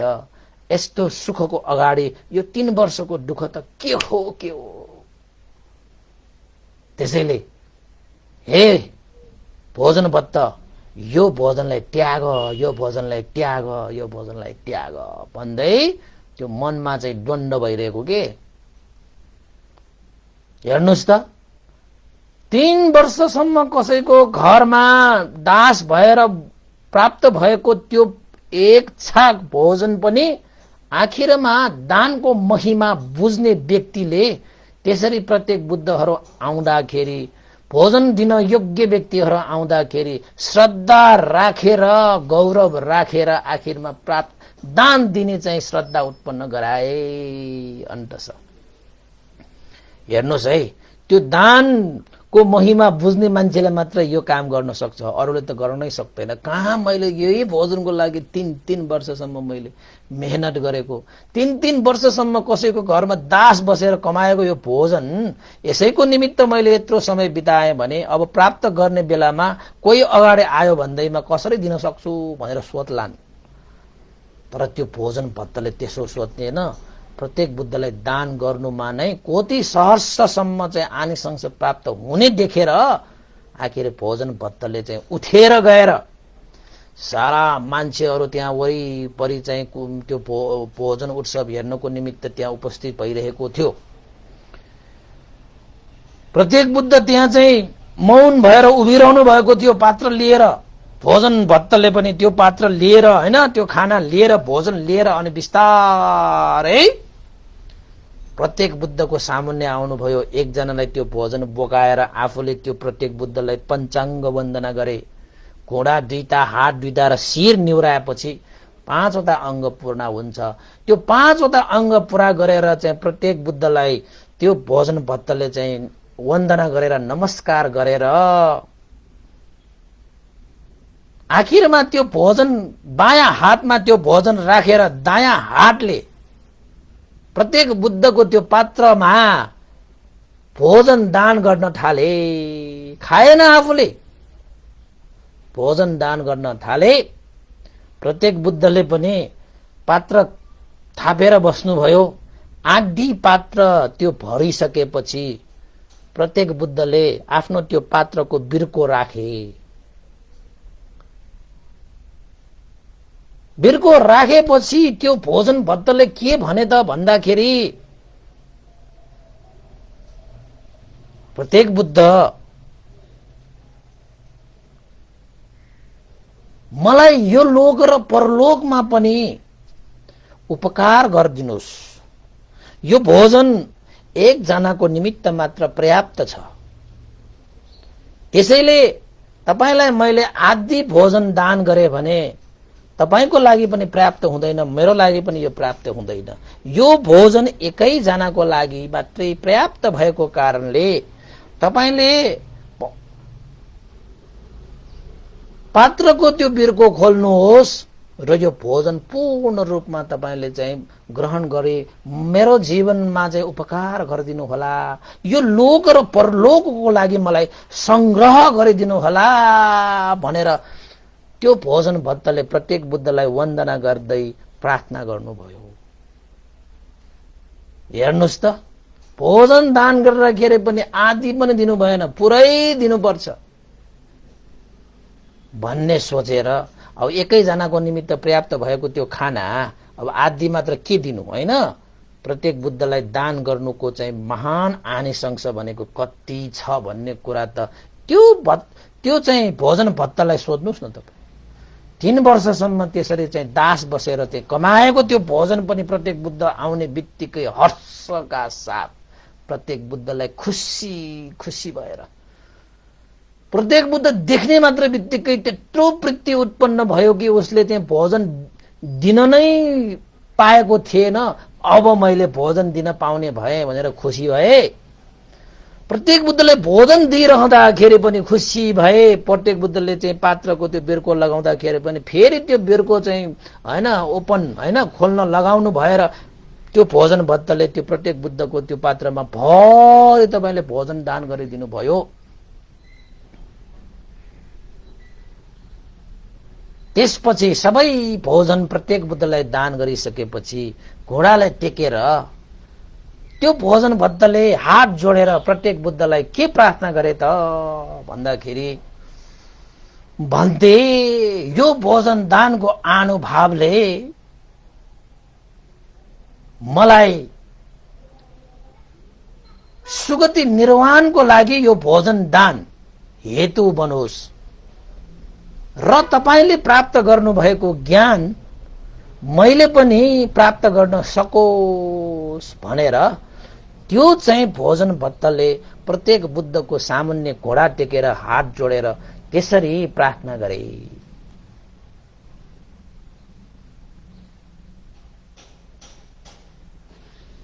अनि त्यसपछि प्रत्येक बुद्धले के भन्नुभयो त भन्दा करे इच्छिताङ पच्छिताङ त्वयाङ किप्पमेव समिजतु भनेर हे भोजन भत्त जुन तिमीले श्रद्धा चित्त राखेर भोजन दान गर्नु अगाडि पनि प्रसन्न चित्त राखेर भोजन दिइरहँदाखेरि पनि प्रसन्न चित्त राखेर अब भोजन दान गरिसकिदा पनि प्रसन्न चित्त राखेर जुन तिमीले यो भोजनको आनुभावले जुन तिमीले कामना गरेको छ त्यसरी नै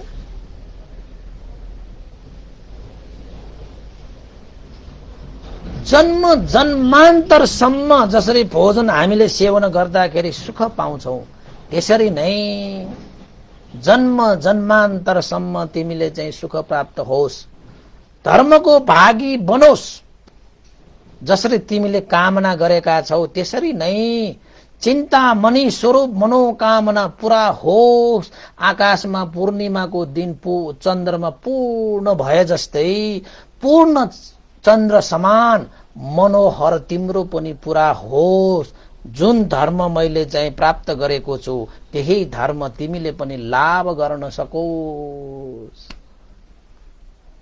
भनेर प्रत्येक बुद्धले भोजन भत्तलाई आशीर्वाद दिनुभयो।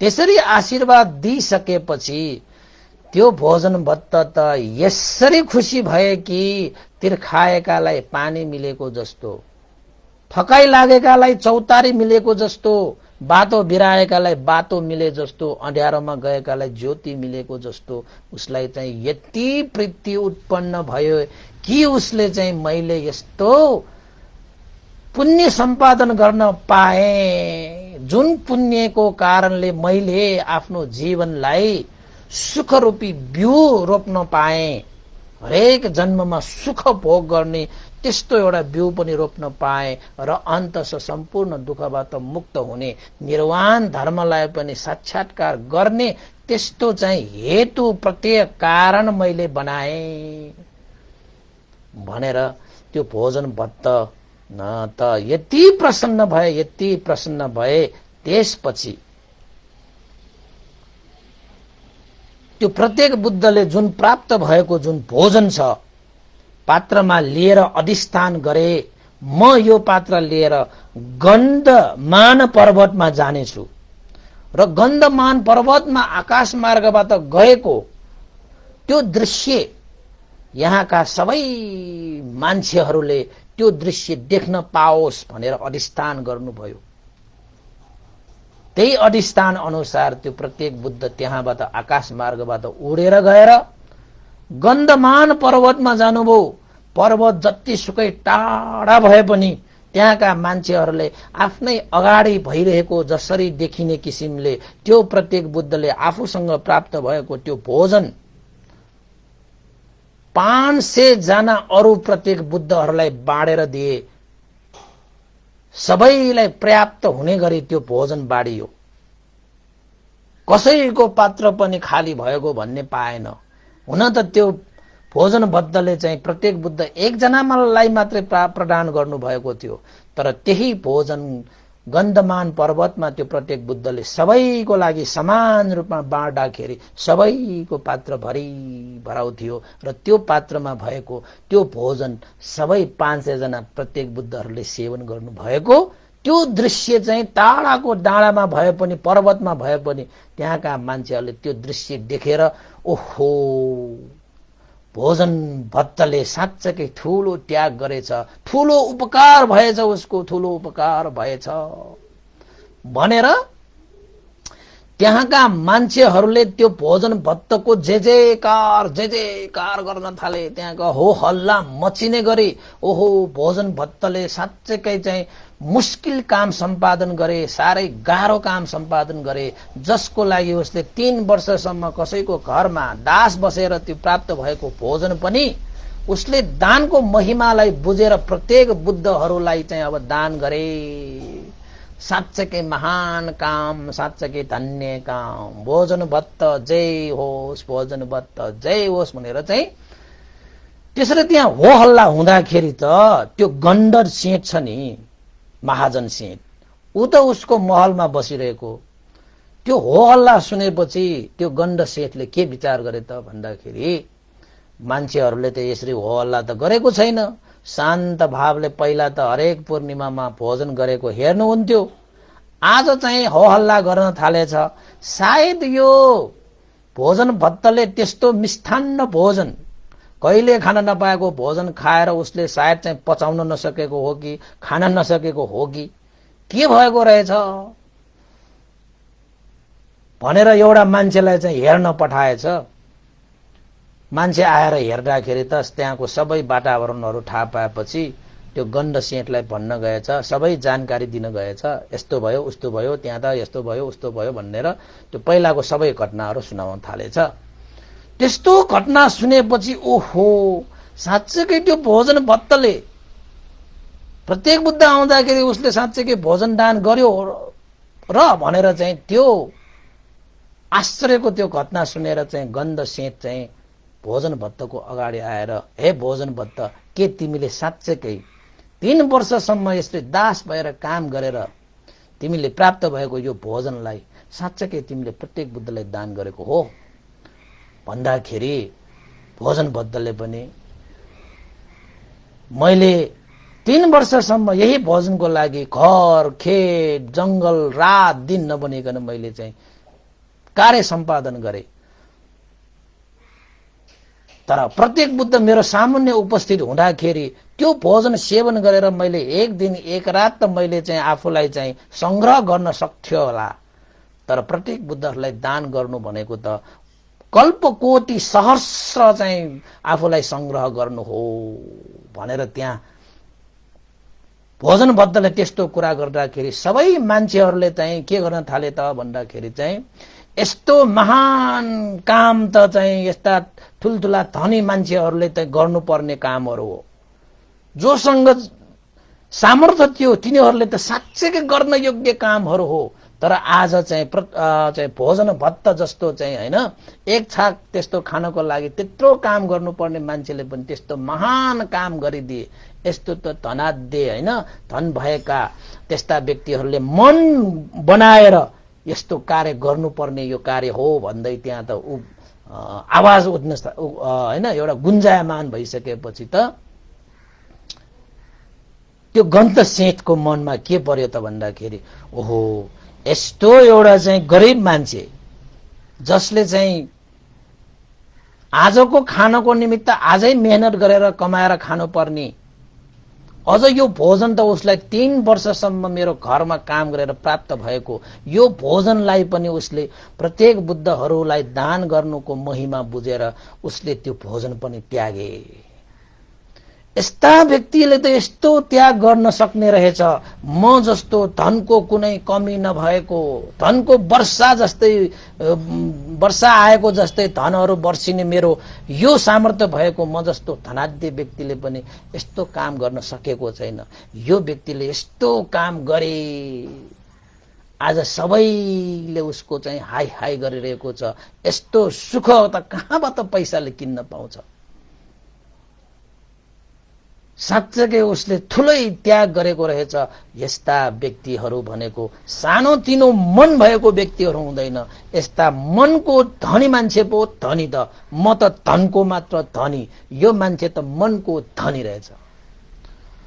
त्यसैले उसको मन अलिकति मलाई लिएर मेरो धन अलिकति उसलाई दिएर मैले उसलाई आफ्नो मित्र बनाउनु पर्छ भन्ने सोचेर तिम्रो यो कार्यको लागि मैले उपहार दिए भनेर चाहिँ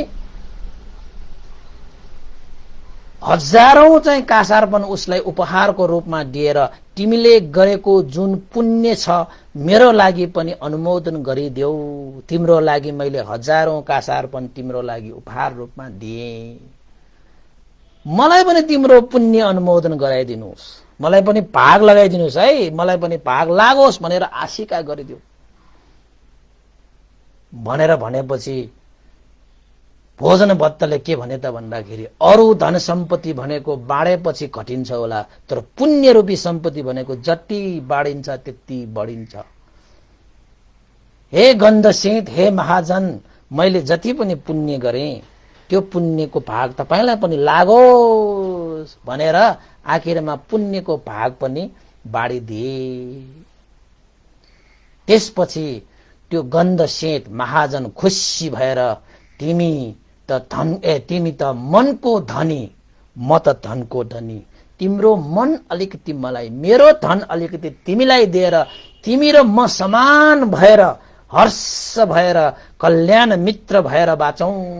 तिमी जस्तो साथी पाए त हैन, तिमी जस्तो मिठो मन भएको साथी पाए त कति जीवन सहज हुन्थ्यो होला। त्यसैले आजदेखि तिमी चाहिँ गरिब भनेर नठान, कसैको घरमा दासी भनेर नठान, मसँग जे जति धन छ, हे भोजन भत्त, मेरो आदि सम्पत्ति आज तिमीलाई मैले बाँडिदिएको छु। जे जति मसँग धन छ त्यो सबै धन मैले तिमीलाई, आदि धन मैले तिमीलाई खुसीका साथ तिमीलाई मैले बाँडे। जुन तिमीले पुण्य गर्छौ नि त्यो पुण्य गर्दाखेरि त्यो पुण्यहरू जहिले पनि मलाई पनि त्यो भाग लागोस् भनेर तिमीले त्यति आशिका गरे पुग्छ। आजदेखि तिमी र म बराबर, म महाजन हो भने तिमी पनि महाजनकै रूपमा प्रस्तुत हुनेछौ भनेर गन्धसेठले त्यो भोजन भत्तको त्यो इमानदारिता, त्यो त्याग, त्यो तपस्या, त्यो कुशल कर्म गर्ने स्वभावलाई देखेर उसले भोजन भत्तलाई छाडेन, बरु आफ्नो चाहिँ आदि सम्पत्ति उसलाई दिए र उसले पुण्य गर्दाखेरि उसलाई पनि अनुमोदन गर्नुस् भनेर अनुनय विनय गरे। त्यो गन्धसेठ धनको धनी, त्यो भोजन भत्त मनको धनी। धनको धनी र मनको धनी दुईजना मिलेपछि त ओहो जीवनको धनी हुने भयो नि त। त्यसरी चाहिँ आखिरमा गन्धसेठले त्यो उत्सवलाई साँच्चैकै विशेष उत्सव गराइदिए साराको नगरवासीहरूको माझ। आखिरमा गन्धसेठले भोजन भत्तलाई, तिमीले यो भोजन 3 वर्षसम्म त्यो मेहनत गरेको त्यो भोजन तिमीले खान पाएन, तर यस्तो भोजन अब तिमीले हरेक दिन खाने इच्छा गरे पनि खान पाउने गरी तिमीलाई मैले आफ्नो आदि सम्पत्ति तिम्रो लागि मैले उपहार दिए भनेर चाहिँ अब हरेक दिन खान पुग्ने गरे पनि अब उसँग धन सम्पत्ति भइसके। सारा मान्छेले साधुकार दिए, साधुकार दिए, जय जय जय जय जय जय जय जय। कति रमाइलो होला त्यो क्षण है। त्यस्ता साथीहरू, त्यस्ता मन भएकाहरू, त्यस्ता धन भएकाहरू, पहिलाको पुण्य नभइकन त्यस्तो हुँदैन। त्यसैले हामीले पुण्य भनेको त गरिहाल्नु पर्छ। त्यस्तो त्यस्तो चाहिँ धनधान्य मनधान्य हुनको निमित्त त कुशल कर्म गरेकै हुनुपर्छ।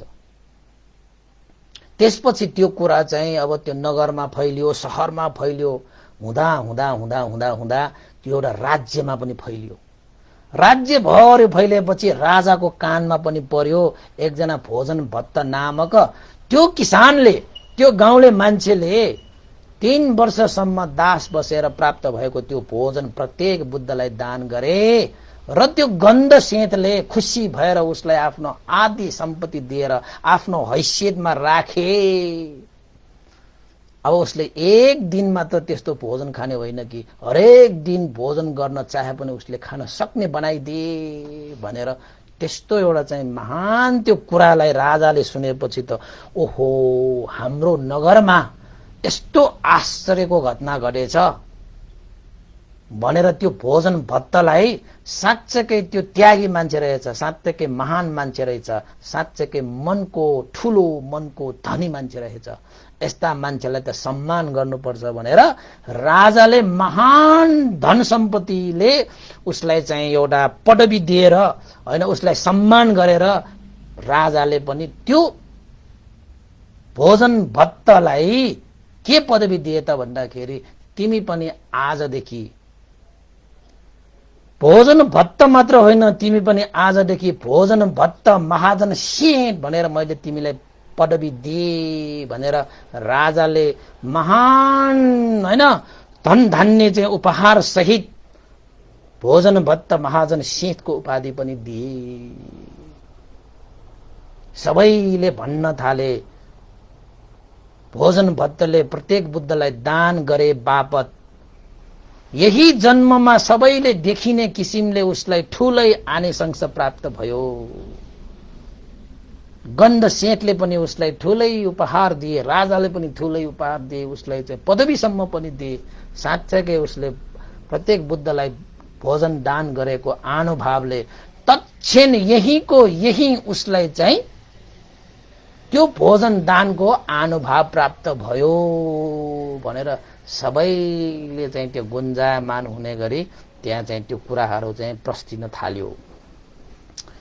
त्यसपछि चाहिँ त्यो गन्ध सेठ र भोजन भत्त सेठ दुईजना साथीहरू साह्रै नै मिलनसार भएर इमानदार भएर एक आपसमा दानशील भावनादि कुशल कर्म गर्दै गर्दै गर्दै गर्दै आखिरमा चाहिँ त्यो भोजन भत्त परलोक गएर कहाँ जन्मे त भन्दाखेरि देवलोकमा गएर सुख भोग गर्न पाए।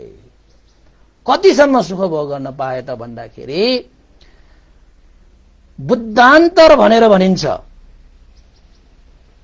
बुद्धान्तर भनेको चाहिँ एक बुद्धको शासनदेखि अर्को बुद्धको शासनकालसम्मको जुन समयलाई बुद्धान्तर भनिन्छ र भोजन भत्त त्यसरी चाहिँ एक बुद्धान्तरसम्म देवलोकमा कहिले केही अपुग भन्ने नहुने किसिमले चाहिँ जन्मेर आखिरमा चाहिँ गौतम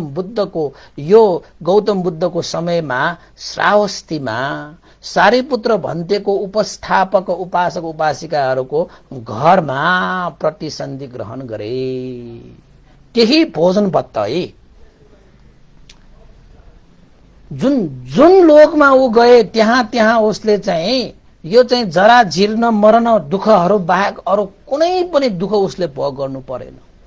हरेक जन्ममा सुख भोग गर्दै आखिरमा गौतम बुद्धको समयमा श्रावस्तीमा सारीपुत्र भन्तेको एउटा उपस्थापक परिवारमा चाहिँ जन्म लिन आइसकेपछि जुन बेलादेखि त्यो चाहिँ बच्चाले चाहिँ आमाको गर्भमा प्रवेश गरे त्यो बेलादेखि त्यो परिवारमा दुःख भनेको कहिले भोग गर्नु परेन।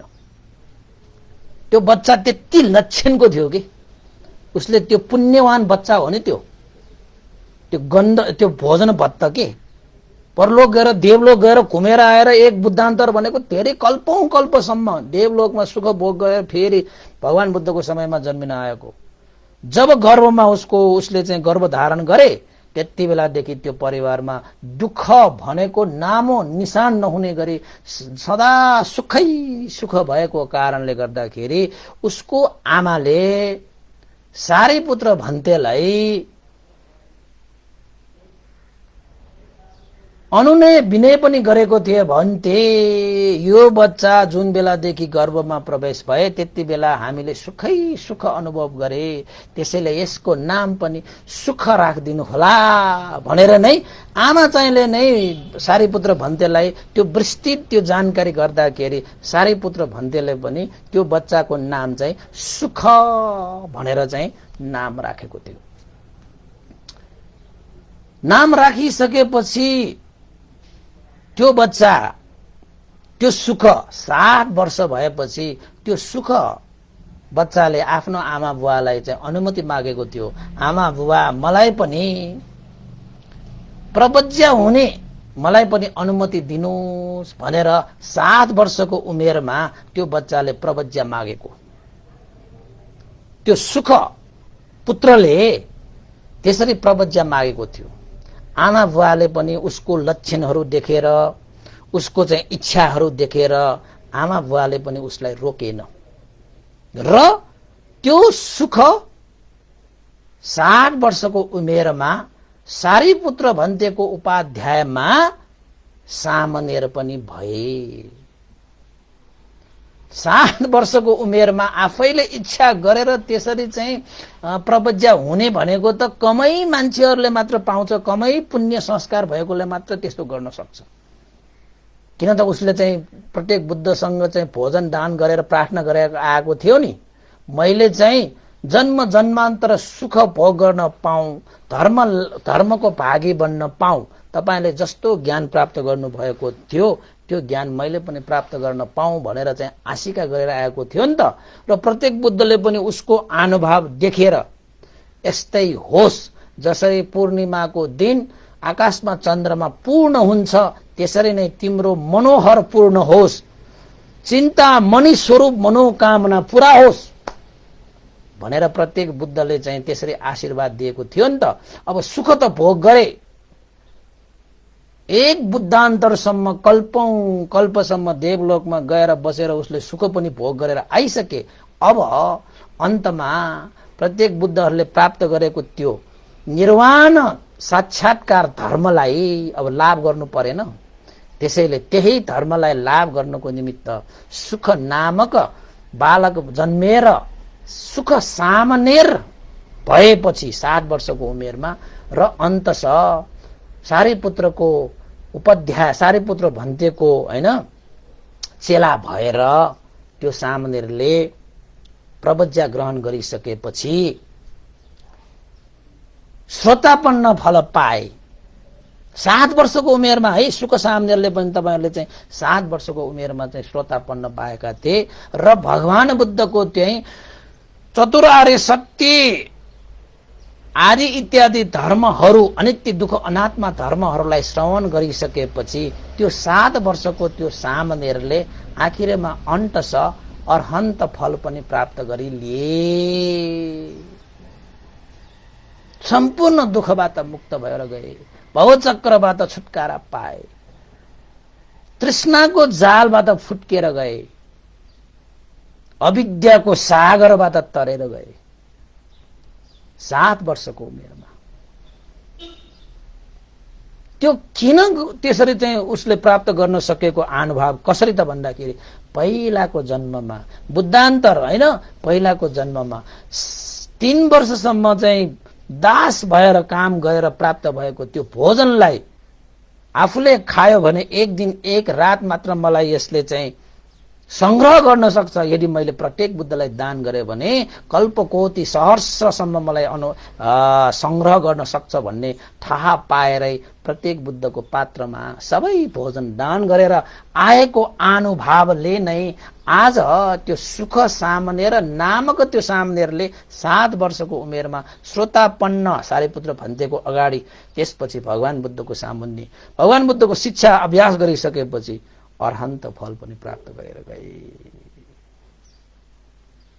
त्यस्तो अर्हन्त फलसम्म प्राप्त गर्न सक्ने त्यस्तो अनुभवलाई देखेर नै त्यो भोजन भत्तले आफूले 3 वर्षसम्म मेहनत गरेको त्यो दुःख कष्ट सबैलाई एकातिर पन्छाएर त्यस्तो विपुल सुखको अगाडि मैले यो सासानो यो सुखलाई मैले त्याग गर्नुपर्छ भनेर आफ्नो मनमा त्यस्तो खाने रहर त्यस्तो इच्छालाई पनि त्यागेर साँच्चैकै सम्पूर्ण दुःखबाट मुक्त भएको निर्वाण धर्मलाई साक्षात्कार गर्नको निमित्त त्यस्ता झिना मसिना सुखलाई उसले त्यागेकै कारणले गर्दाखेरि आज अर्हन्त फलसम्मको त्यस्तो विपुल सुख प्राप्त गर्न सकेको।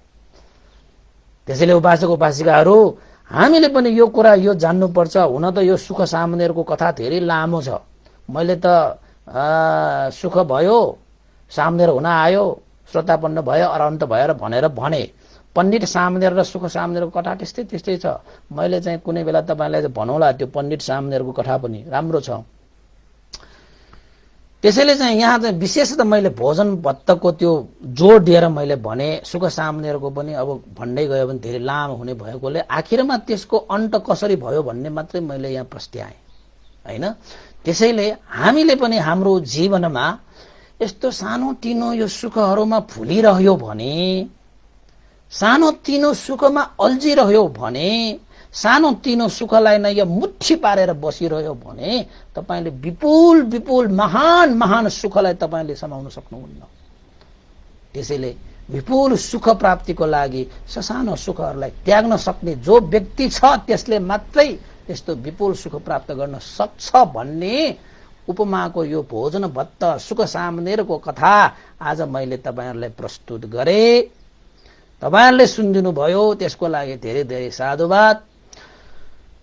र यसलाई तपाईले कमेन्ट गर्नुहुनेछ, तपाईहरुले चाहिँ लाइक गर्नुहुनेछ र साथसाथै शेयर पनि गर्नुहुनेछ भन्ने मैले विश्वास चाहिँ लिएको छु। किन त भन्दाखेरि कथाहरू सबैले सुन्न पाउँदाखेरि धेरैको लाभ हुन्छ भन्ने जस्तो लागेरै मैले यो अनुनय विनय गरिरहेको हुँ है। तपाईले अवश्य पनि अनुनय विनयलाई चाहिँ अब टुक्र्याउनु हुने छैन भन्ने पनि आशा एवं विश्वासका साथ आजको यस भोजन भत्त सुख सामनेरको कथालाई यही टुङ्ग्याउन चाहन्छु। र अन्तमा तपाईहरुले चाहिँ यो हाम्रो बोधी टेलिभिजनमा हाम्रो यो परिधि शिक्षाको क्लासहरू हुन गइरहेको छ। तपाईले बोधी ज्ञान भन्तेको चाहिँ फेसबुकमा पनि तपाईले त्यो न्यूजहरू हेर्नु भएको छ होला हैन। 18 गतेदेखि बोधी टेलिभिजनमा परिधि शिक्षाको क्लासहरू हुँदैछ अनलाइनको रूपमा हैन। अब त्यो टिभीमा नै तपाईले हेर्न सक्नुहुनेछ। त्यसैले परिधि शिक्षा भनेको चाहिँ नैतिक शिक्षा भएकोले यस्ता घटनाहरू त कति आउँछ हैन। त्यस्ता शिक्षाहरू चाहिँ जान्नुहुन्छ, बुझ्नुहुन्छ। तपाई आफू पनि र आफ्नो बालबालिकाहरूलाई पनि त्यो शिक्षा प्रदान गरी नैतिकवान बनाइदिनु हुनको निमित्त पनि अनुरोध गरे, विनय मैले चाहिँ निवेदन गरे। अवश्य पनि त्यो कार्यक्रममा पनि तपाईहरु सहभागी भएर तपाईको छोराछोरीलाई पनि सहभागी गराउने छ भन्ने विश्वासका साथ आजको उपदेश यही टुङ्ग्याउँदै आजको अन्तमा चाहिँ आजको पुण्य दिवंगत ज्ञान पुण्यक भन्टेलाई हाम्रो यो पुण्य लाभ भई उहाँले निर्वाण धर्म साक्षात्कार गर्न सकोस् भन्दै आशिका गरे। र उपदेश सुन्नुहुने सम्पूर्ण उपासक उपासिकाहरूलाई पनि आजको यो पुण्य भाग लागोस्, जसको कारणले सम्पूर्ण दुःखबाट मुक्त भएको यो सुख सामनेरले जस्तै श्रोतापन्नदेखि अरहन्त फलसम्मको मार्गफलमा प्रतिष्ठित होस् भन्ने आशिका गर्दै पनि यो पुण्य अनुमोदन गर्न चाहन्छु। र आज अलिकति ढिला भएको थिए, 10 मिनेट जति यो कुनै चाहिँ यो ल्यापटपमा कुनै त्यो प्राविधिक गडबडी भएको कारणले यो चाहिँ अलिकति ढिला हुन गएको है। त्यसैले आज चाहिँ करिब करिब 11 नै बज्न लागिसकेको छ। अलिकति यो कथा पनि लामो छ। त्यसैले जे होस् आजको लामो समय पनि तपाईले साथ दिनुभयो। सबैलाई साधुवाद। अन्तमा पुण्य अनुमोदन गरौँ।